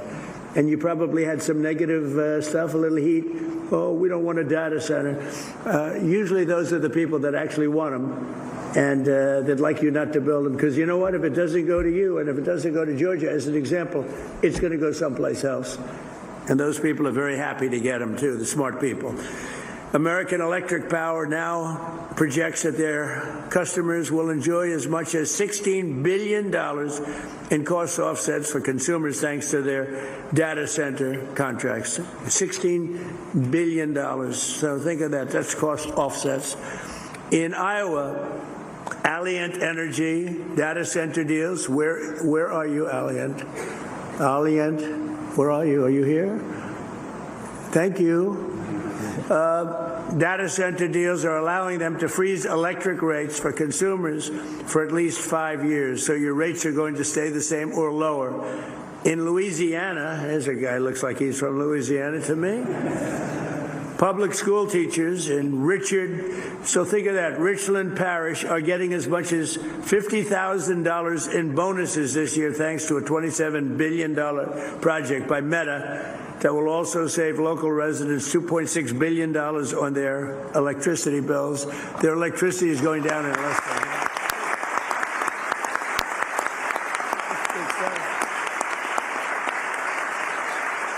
That's big stuff, Mr. Governor, right? You didn't have any doubt about it. Here's a governor doing a great job. We have some really great governors in this room. With the Ratepayer Protection Pledge, we're creating a fair deal for everybody. This is how we'll grow our economy, lower the cost of living, protect American consumers, and lead the world in AI and high tech, all at the same time. We want to lead the world. And it is said, if you come in second, you're going to be second overall, because there's never been anything big like this. There's never been any, like in Georgia, there's no other thing you can do to create numbers like you've created, Brian. Both of you, there's no other thing. You can do 100 different deals, 100. It is nothing close to what you've been able to do. And why? They put a big, gorgeous new plant in a certain location. Big deal. It's so incredibly positive. Unfortunately, there are some who would like to lead us down the opposite path. And I call them the radical left communists. They call them socialists, but these people are communists, actually more. I think it's a much more accurate term. Want to shut down all new development, kill our most successful industries, destroy hundreds of thousands of jobs, and surrender the AI race to China. And China, look, you know, I'm not blaming them. I have a lot of respect for them. I have a lot of respect for President Xi, but they represent China. We represent the United States of America. And they lobby against these things, and they spend money on it. And they want communities to reject them as much as possible because they'd like to be leading the race. But we're leading the race. And unless we're very foolish and, frankly, very stupid, we'll continue to lead the race. We have a nice lead. A lot of people didn't expect that was possible. Perhaps even worse, the radical left's plans would not lower your electricity bills, but they would actually increase them very substantially because you wouldn't have all of this money pouring in. You'd have American energy would be far more expensive, and regulating oil, natural gas, and clean, beautiful coal. It would be the end of all of it. It would be the end of all of it. It would be the end of, frankly, it would be the end of great success for our country because we've never had anything like what's happening right now. I call them the Democrats because their policies are so bad. Look, think of it. No men. We want no men in women's sports. Transgender, they want transgender for everybody. I call it transgender mutilization of your children for everybody. Open borders where the world can pour in, where prisons from all over the world are released into our country.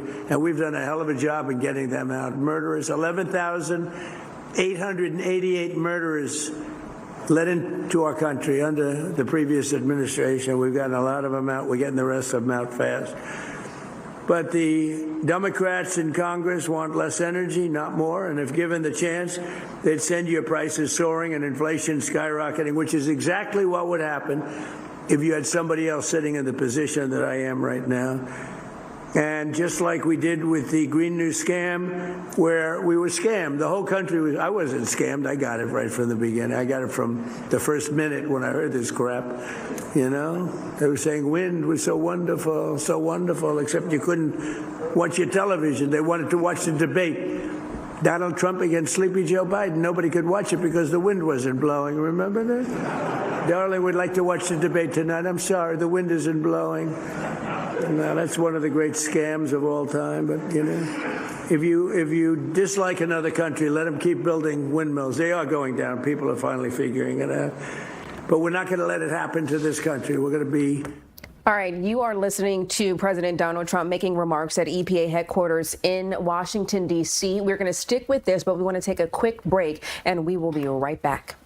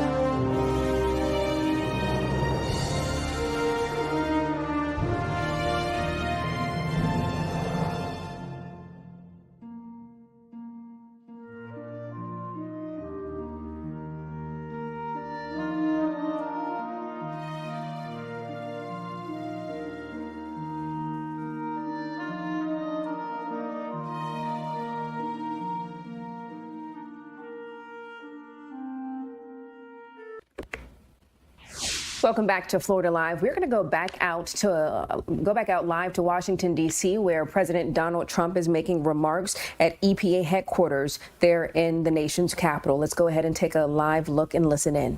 We took that, it was a one-day war. It took one day. People said, oh, we're going to be tied up there forever. And here, you know, we were in Vietnam for 20 years, lost thousands and hundreds of thousands of lives, but thousands and thousands of lives. We were in Afghanistan for years. We were in all these wars that you heard about for years and years. We were, you know, I called them never-ending wars. Well, we're in for 4 months, And I had a very sad day yesterday. I went to Dover. 4 great American patriots killed. That's 18 in 2 wars, and 1 is too many. But it's 18, whereas in Vietnam we lost 200,000. We lost thousands and thousands in Afghanistan. We lost thousands in every war. The Korean War, thousands, and these wars all lasted for years. And we want to get it over with, and we want to do it right.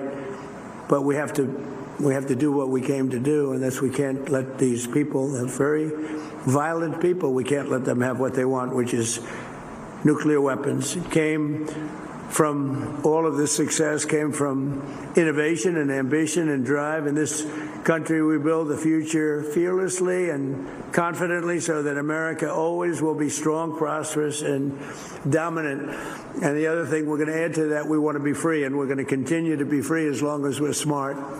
And we can't be hoodwinked. We can't be taken advantage of by people that say you're going to have a free home, you're going to get free rent, everything's going to be free. What they don't say is a year later, everything is going to end up in squalor, destruction, and death, and also death for our country.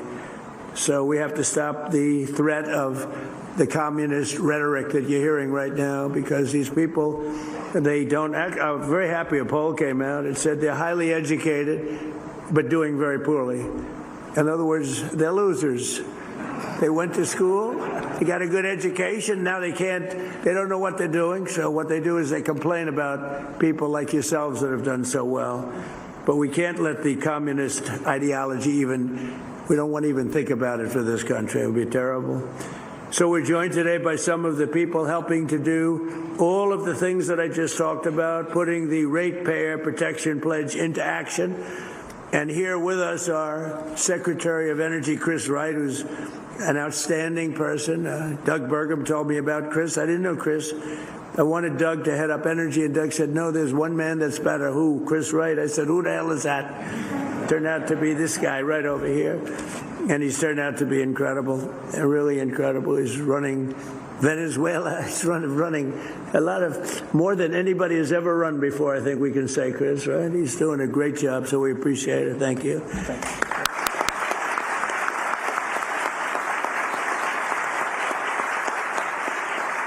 A friend of mine, the governor of Louisiana, Jeff Landry, popular guy, really smart, street smart and book smart, which is a rare combination, by the way.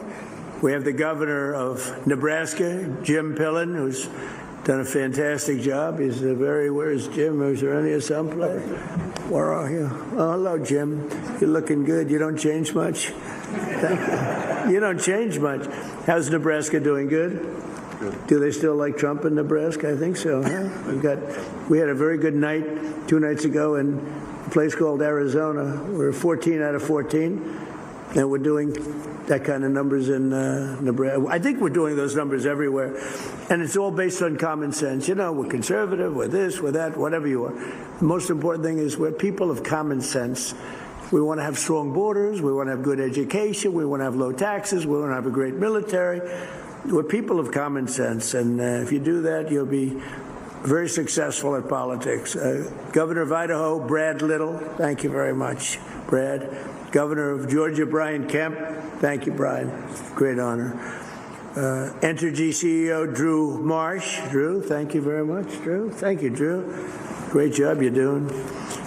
Southern Company CEO, Chris Womack. Chris, there he is again. Chris, I didn't know that was your name. I just saw you. I said, that's a smart guy, because you did that big job making people in Georgia rich, right? That's Meta President Dina Powell, who's been my friend. She was with me for 4 years in the White House. And I called up Mark. I said, you hired the right person. You got the right person. So great, Dina. We're proud of you. Columbia County Commission Chairman Doug Duncan. Doug? Thank you, Doug. Congratulations. Job well done. And Sheldon Jones of Louisiana's Richland Parish School District. And thank you very much. Good job. You know him, don't you? Huh? Thank you. I heard you're doing fantastically well. And again, Lee Zeldin, who's been so outstanding. So, thank you. So I want to I just want to leave you by saying that it's an honor to be here. I'm going over now to talk about various and sundry subjects. One is the Iran war. Well, again, we're doing very well, very, very well. I would say better than anybody expected could be done. We've knocked out their Navy, their Air Force, all of their radar, most of their capability in terms of manufacturing. Their drones are down 84%. Their missiles are down 91%. And I had a newspaper say, they're in stronger position today than they were 4 months ago. No, that's not the truth. That's not right. I can't believe they're even allowed to say it. New York Times said, they're in stronger position today. They have no military. They have no Navy. They had 159 ships. Everyone's at the bottom of the sea.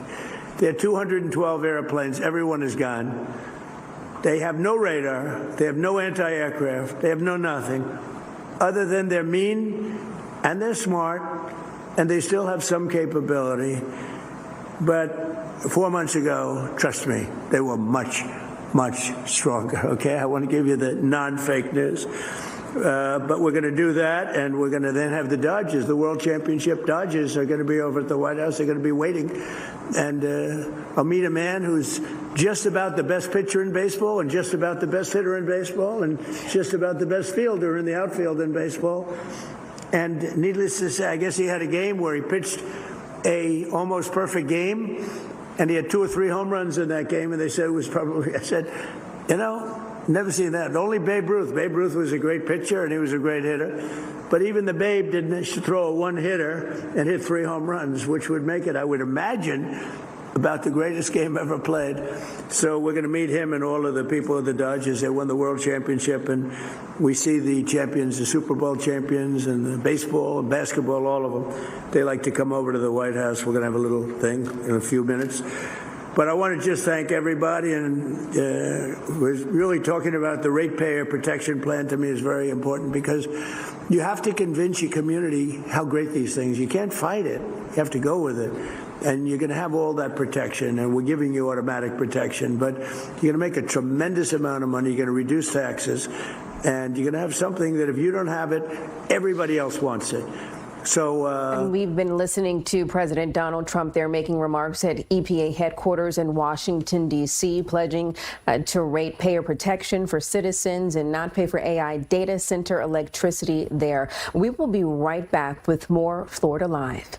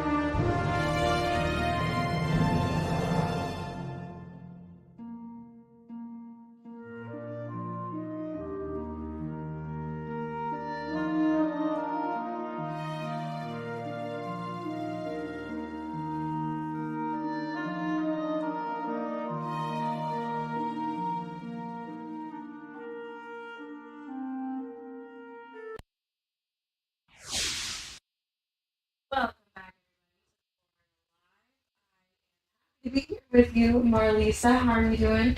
I'm doing pretty good. I mean, it's Thursday Eve, so a lot to be excited about. And I don't know how you feel about the rain, Larissa. I know so many places need it, right? So I really feel bad when I say I don't want all the rain. It's not the rain that is the issue. It's the stuff that comes with the rain, right? Yeah. I mean, you now have a daughter. You have to make sure that you can juggle the kids, the umbrella, the bags, the diaper bag. It's all of this stuff that you're dealing with in the rain that makes it miserable nowadays. Yes. God forbid you drop something or something like that. I know. And then for the little ones now, your baby isn't old enough yet to complain to you, but now I have a 2-year-old and a 5-year-old, and it's the lightning and the thunder. My baby pronounces it thunder. The thunder, mommy, I'm scared. So it's like trying to deal with all of that in the middle of everything else that you have going on. So for the people who are in my boat, who don't want to have to deal with all of that, good news for you. We had Fox 35 Storm Team meteorologist Laurel Blanchard in earlier this hour, and she was able to walk us through the forecast for the end of the week for this coming weekend. And good news, we can have a little reprieve. We can breathe a little bit because today, these are the lowest rain chances we have seen this summer so far, Larissa. Yeah. So I'm excited about that. Really crazy for Florida weather. So it's like, it's almost as if Florida knew it was going to be your birthday this weekend, Marlisa. It's a little gift just for Marlisa. Right. And I think I deserve. Honestly. You sure do. I don't ask for a lot, but on my day, if I don't have to worry about juggling the kids in the middle of a rainstorm, I'll take it. Yeah, I mean, it's a lot of work. I mean, lugging them around, God forbid they drop something, like I said, or you forget something and have to go all the way back. I also just don't like driving in the rain. It's just like a whole big situation. I prefer the heat. I mean, I know heat is not great for everybody, but I can't be dealing with that rain. I know. So for both of us who are excited about this reprieve, no rain today, very low chances tomorrow. Now this weekend we'll have to prepare, but the good news is, again, Laurel and Jessica both echoed these sentiments that this weekend we don't have to worry about any washout or anything like that. So just some scattered showers here and there, depending on what part of Central Florida you're in, of course. So good news. Good news there. Good news all around. It's been a busy news day. You've been holding it down all day. Yes. We're both filling in for Garrett this week, so we're just out here doing our best. I know. Yeah. So for everyone who tuned in during the hour for Florida Live, we certainly appreciate you joining us here on Fox 35 and Fox 35 News Plus and social media. And Larissa's going to take it over for us. I will take it over for us soon again.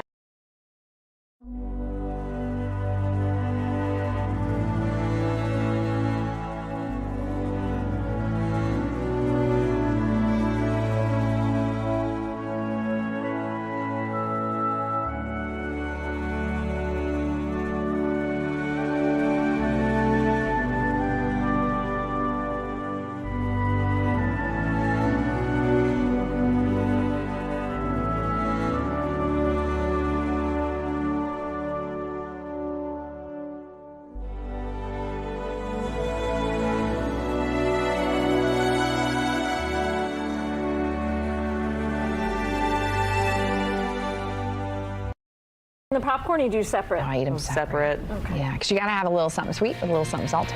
I get a vanilla Coke or an icy. This is a date right I'm now. hungry.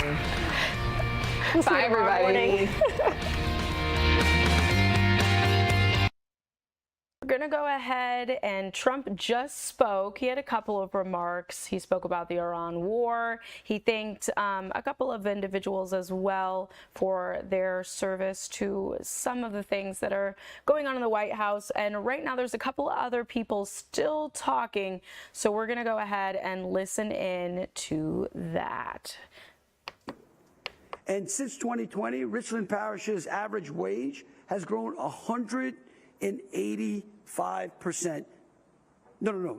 That's how much the taxes have grown. In Richland, the average wage has grown nearly 30%. So think about getting a 30% pay raise. Think about what that would mean to American families. That's how you address affordability. That's how Louisiana families are winning. And that's what's happening when innovation meets opportunities. In Louisiana, we've also streamlined our permitting process so that projects like this can be permitted in 8 months. That matches the president's speed to power vision for America's energy sector. I can tell you that Meta's partnership with us is a national standard, and the president's agenda drives America to expand domestic energy production as we accelerate AI deployment, and we're setting a national standard. You know, I believe, and I would say this, I think the president believes this as well, this is America's moment. This is a moment where we get to protect our people, empower our communities, and unleash unprecedented economic opportunity. And it's a moment to prove that when innovation meets responsibility, America doesn't fear tomorrow. That's what the groups out there want us to do. We used to be a nation that never feared, and we should not fear tomorrow. We should rise to the occasion and secure for the next generation the next great American era. And so, you know, for me, this is more than just progress for Louisiana. What the president has laid out is actually a blueprint for every corner of America. And these governors will explain that to you as well. When we choose to protect families, invest in our communities, and harness innovation for the common good, we ignite hope for from the smallest town to the largest city in America. And really, the president is showing us that responsible growth is the path to affordability. And we determine, Americans will determine who wins this race. Is it going to be American exceptionalism, or is it going to be China? Personally, I believe in America. And so this is our moment to move and not to fear. And in Louisiana, we are not fearing this build out. Thank you, Chris. Thank you for the inspiring remarks, Governor, and a fulsome 2 minutes as well. I practiced that in Congress. And now turn it over to Entergy CEO Drew Marsh, who's been aggressively developing affordable, reliable power. Drew? Well, thank you, Secretary Wright. And I want to say thank you to the President and the administration and yourself for continued focus on customers and communities through the Ratepayer Protection Pledge. I also want to thank the governors in our 4 states, and including, starting with Governor Landry, who we proudly serve, our retail regulators, and of course our data center customers, Meta and Google was mentioned earlier, and AWS. In Louisiana, we were honored to partner with Governor Landry to win the transformational Meta data center for Richland Parish. From the beginning, his focus on benefiting customers and communities while also positioning the state for growth and prosperity and opportunity has been remarkable. This effort that we've undertaken in Louisiana is a great example of state working together to bring business and communities together to protect existing customers and to move with speed to win the AI race. Our part in Entergy was driven by our customer focus and, of course, our vertical integration, which provided a one-stop shop for innovative solutions for Meta. Our Fair Share Plus pledge is modeled after the Ratepayer Protection Pledge that the administration put in place, and it will deliver approximately $7 billion of benefits to customers over the next 2 decades. In Louisiana, Fair Share Plus includes everything that Governor Landry was talking about and that I'm sure that Superintendent Jones will talk about and Dina will talk about, jobs, community benefits, workforce development. There are $140 million of energy efficiency benefits and $120 million of benefits for vulnerable customers included in that transaction. And of course, all the modern, resilient, efficient infrastructure that is being built to support Meta also supports the rest of the existing customers on the grid. And Fair Share Plus pledge also means that Meta covers its entire incremental costs during the contract, and it means it covers fixed costs, in part, their fair fixed costs that other customers are paying today, things like storm costs and resilience investment and compliance costs.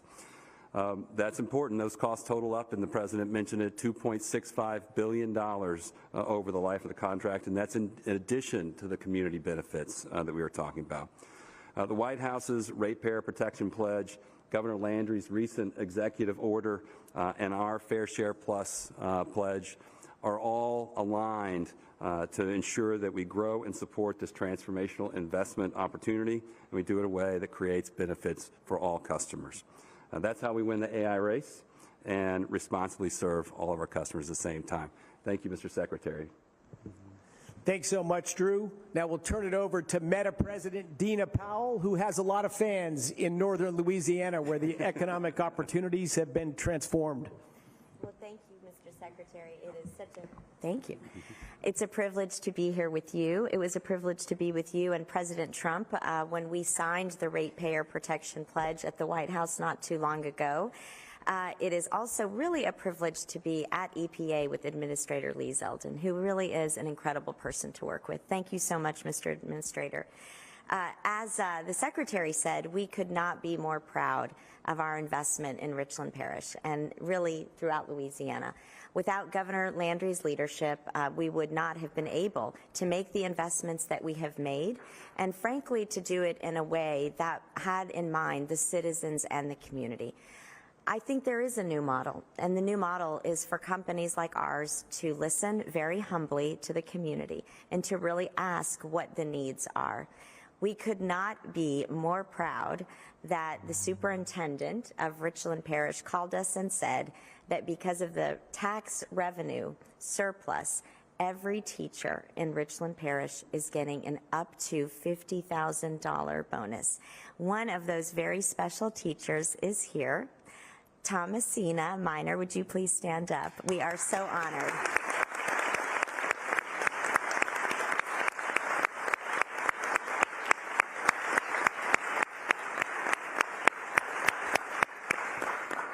We also are very proud of the investment that we're making directly to businesses. To date, we have had $1.6 billion in contracts that have gone straight to businesses in Richland Parish, and particularly small business owners. It's been really fun to meet so many of those business owners who have doubled their business, increased the jobs in their businesses, and have really been thriving in the community. We also are working with Louisiana Delta Community College. As we all know, there are so many open jobs, welders, electricians, fiber technicians, and those community colleges and trade schools are the heart and soul of the training that's really fueling these jobs. It is actually one of the partners in something that we're extremely proud of at Meta, America's Workforce Academy. This new program is actually a fast-track program where all of the training is paid for, and you have a guaranteed job at a Meta infrastructure site at the end of it.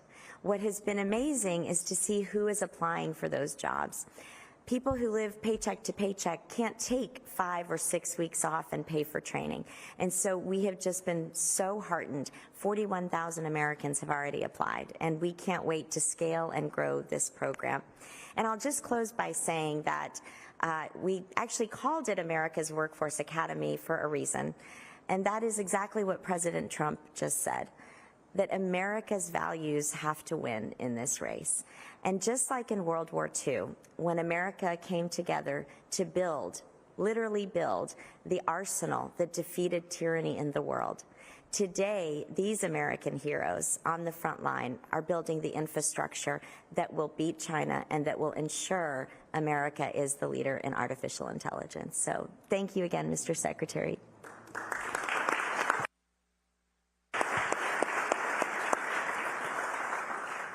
Thanks so much, Dina. Now we'll go to Richland Parish School District Superintendent Sheldon Jones to tell us the story from the front lines. Thank you, Mr. Secretary. Thank you to President Trump and Governor Landry for your leadership of this country and our state. It is indeed a pleasure to be here today on behalf of the school board members, employees, and stakeholders of the Richland Parish School Board. We'd like to congratulate Dina. Thank you, sir. And the team at Meta on expanding its capital investment in our local data center. Since the groundbreaking ceremony in 2024, we have worked collaboratively to build a sustainable, mutually beneficial partnership, one that extends well beyond infrastructure. They've been a true partner. You've heard about the sales tax bonus that teachers like Ms. Franklin had an opportunity to receive, a 400% increase over last year, thanks to the tax revenues generated by Meta and its data center. I would be remiss if I didn't acknowledge the fact that I had an opportunity to sign Ms. Minor's high school diploma in 2013. She graduated from Rayville High School, went off to our local university, and came back to be a teacher at Start Elementary School in Richland Parish. That's what it takes in order to build strong communities in our country.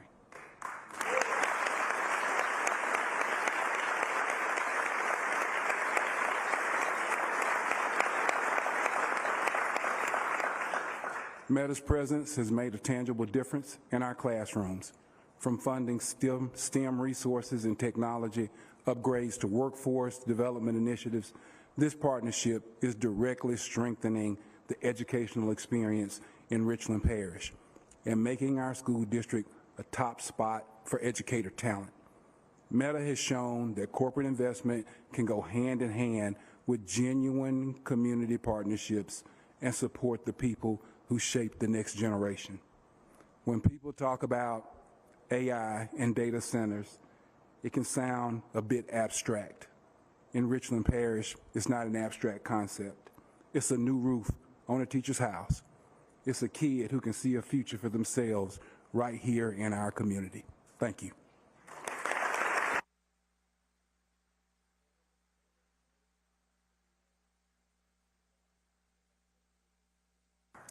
Sheldon, thank you for telling that story about the revitalization of the American dream in Louisiana. And God bless you for being here, and our teacher as well. It's wonderful. We're going to move to another story in another state. I'll introduce Governor Brian Kemp from Georgia. Well, thank you, Secretary Wright, Administrator Zeldin. I want to thank you all and President Trump for all you've been doing. It's an honor for me to be here representing the state of Georgia and to be participating and have signed the Ratepayer Protection Pledge. Honored to be with two other great Georgians on the panel, Chris and Doug, and you'll hear from where the rubber meets the road from them, so I won't take any of their thunder, but they've just done an incredible job in our state. I know we have a lot of our other utility partners that are here with us today, our EMCs, electric cities, and others. And we just have such a great story to tell in the state of Georgia. And we just got to keep telling it because it's so hard fighting through, some of the negative press and some of the, anti-AI, anti-data center, really anti-everything groups that are out there, but just to simply tell people the truth. And in Georgia, we're very excited to have the first 2 new nuclear reactors in over 30 years. Georgia Power right now is increasing their capacity over 50%, and they're going to do that in just the next 5 or 6 years to make sure that we're supplying energy for the customers that are coming to our state. But the best thing is our power generation is going up, our rates are going down. And I've got a great chart I'm going to leave you with, Mr. Secretary, but that little blue dot right there in the southeast, somebody sent me this chart yesterday, and it really is talking about the burden on the ratepayer, and it's tracking their household income and then what the burden of utility rates are. And a lot of my fellow governors that are up here with me and some of the other Republicans that are not, they're all in states where they're doing exactly what we're talking about here today. And we've been fortunate to be doing that in Georgia for a while now, either freezing rates, now lowering rates. And I believe we'll be able to keep lowering rates as we continue to have this data center, large load manufacturing plants like the Hyundai Meta plant, the expansion at Kia, a lot of large manufacturers that's creating great paying jobs with great paying benefits for hardworking Georgians. And that's why we're doing this. And it's also helping our local communities. And I know Doug and Chris will be able to talk about that. So this is a great day. And I agree with Governor Landry. We cannot let China win this race, and that's what some people want. And it's very important for us to continue, especially in my eyes, is to have a mixed use of energy in our state. We've got nuclear, we've got coal, we've got gas, we've got hydro, and we're going to continue to do everything that we can to supply our customers. And we're very excited to be able to tell the story and honored to be here today. So thank you. was officials speaking at the EPA over at our nation's capital. We will potentially have more of this, but we're going to take a quick little break. Until then.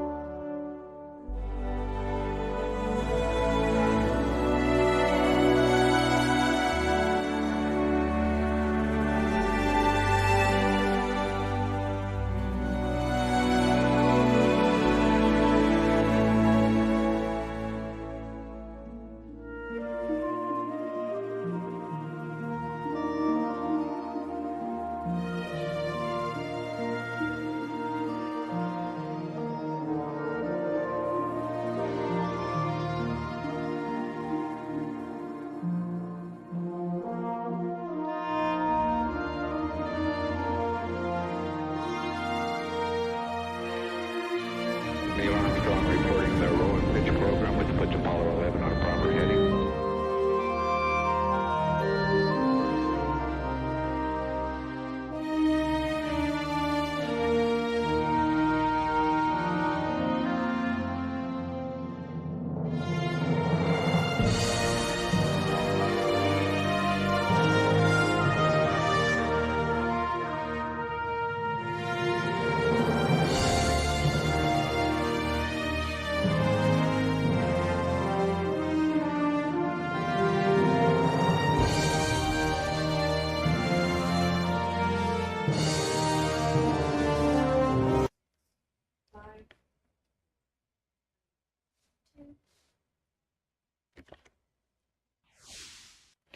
Welcome back. Thanks for being with us today. You're taking a live look there at the nation's capital, and that's where President Donald Trump spoke just a little bit ago. And now some of our White House officials are still speaking at the EP headquarters. So some of the topics they've been speaking about is Iran war and just different things. Right now, Chris Womack is at the podium, so let's go ahead and listen into what he has to say. With each one of you. Thank you, Mr. Secretary.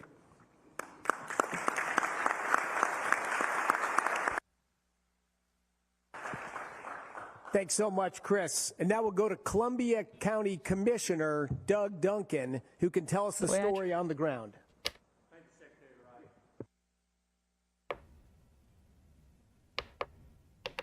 Oh, let me turn that on. A strategic data center partnership between Columbia County, Georgia, Georgia Power, Southern Company, and Google. Together, the three of us have crafted a deal that establishes some of those most restrictive data center covenants in the country. It protects the ratepayers and sets us on a direct path to eliminate the county homestead property tax. I want to thank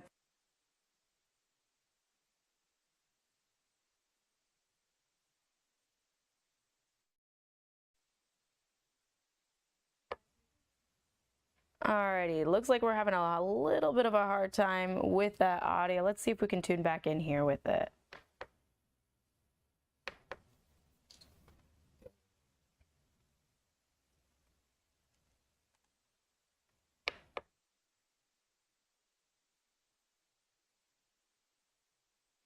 In Georgia Power, Southern Company, they've frozen commercial rates, or consumer rates for 3 years, which is just a phenomenal thing. Now, in Columbia County, it's long been our goal to alleviate property taxes. We continue to lower our millage rate, but it's really hard to get there because, you know, the millage rate, that's where your sheriff gets paid and the jails and such. So you have to be able to fund that. Well, the revenue generated by this project is going to be diverted back to the homeowners, and so that's something that we're very proud of. Now, I will say that you couldn't achieve, or no one can achieve, a project of this magnitude without acknowledging all the folks who played a part. And so if you'll bear with me for a second, I just want to thank you, Governor Kemp, because in Georgia it was, I don't say illegal, we could not rebate to homeowners, but we got with the governor, we got with the legislature, Speaker John Burns, Gary Richardson, Senator Lee Anderson, and we worked through and had legislation passed to give us the ability to give that money back. So thank you so very much for that. Also, I have with us today Cheney Eldridge. She's our executive director of our development authority. She actually ran point on the development of this project, found the site, went and actually found the user. And so I just thank you, Cheney. Our County Manager Scott Johnson's here with us today. He was a point person on negotiating. Because remember, we went into this solely for the reason to eliminate homestead property taxes. And we've stayed true through all the negotiations to get at that point. So I do want to call out my fellow commissioners, the Vice Chairman, Allison Couch, Connie Malier, Mike Caraway, and Jim Steed.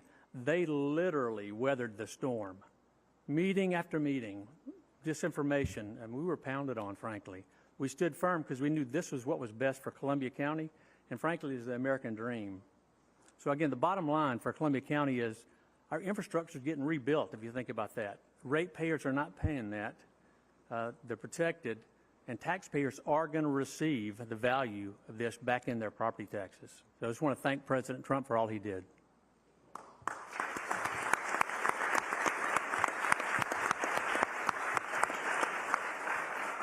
Thanks so much, Doug. Is there any local protest now about eliminating property taxes? Are people upset about their property taxes going away?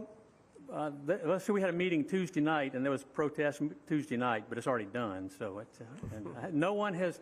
We may have had one person come before us and say that the valuation of his house was too low.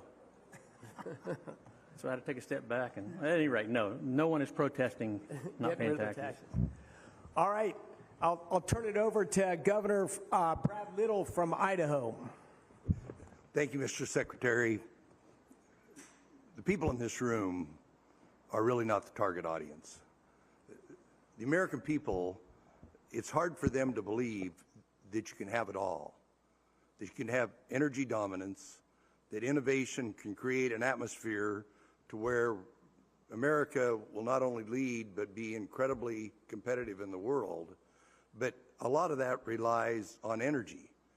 What's changed is under the Trump administration, in this particular field, three things have taken place. The Ratepayer Protection Plan, energy dominance, and the nuclear resurgence. Those three hyper-accelerated programs are proven to the American people that you can have it all. We can lead the world in innovation. We can lead the world in affordable, reliable energy in this lifetime and in the next lifetime. But it's going to take a lot of work. In Idaho, we're doing our part. The Idaho National Lab, under Secretary Wright's leadership, we met the goal by the 4th of July, and we exceeded our goal, having 3 different, now 4, soon to be 5, small modular reactors go critical. That would have been impossible in the previous administration. The capital is there, the need is there, the desire there. What we needed was the will and the leadership. This administration has given us the will and the leadership so we can literally have it all. Idaho, right now, we have the most affordable power. Every time I say this with my fellow governors, we get into a little argument. But our power is predicated on falling water. We can't get any more falling water.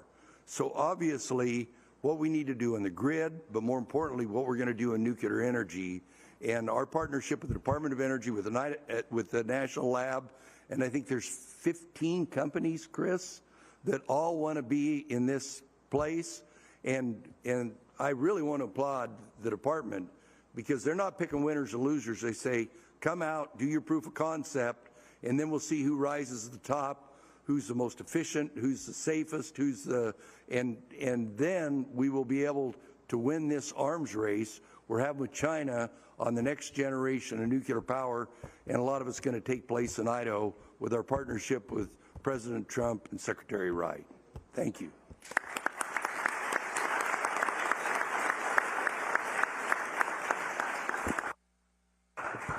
Thank you for those inspiring words, Governor.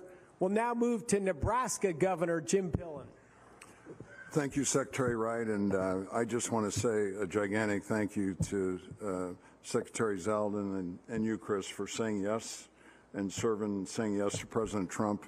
A couple comments. There's been a lot said, but I'd like to say a couple things hopefully everybody will remember and think about. In Nebraska, if I can brag about it a little bit, we're home of public power. Home of public power, which means we have the best electrical rates for the 2 million Nebraskans.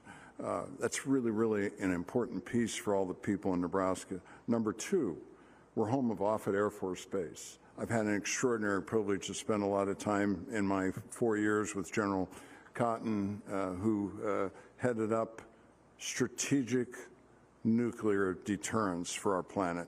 That's happening at Offutt Air Force Base, and now Admiral Corral doing the work. And then number three, we're home of the largest underground, most sustainable aquifer in the Western Hemisphere.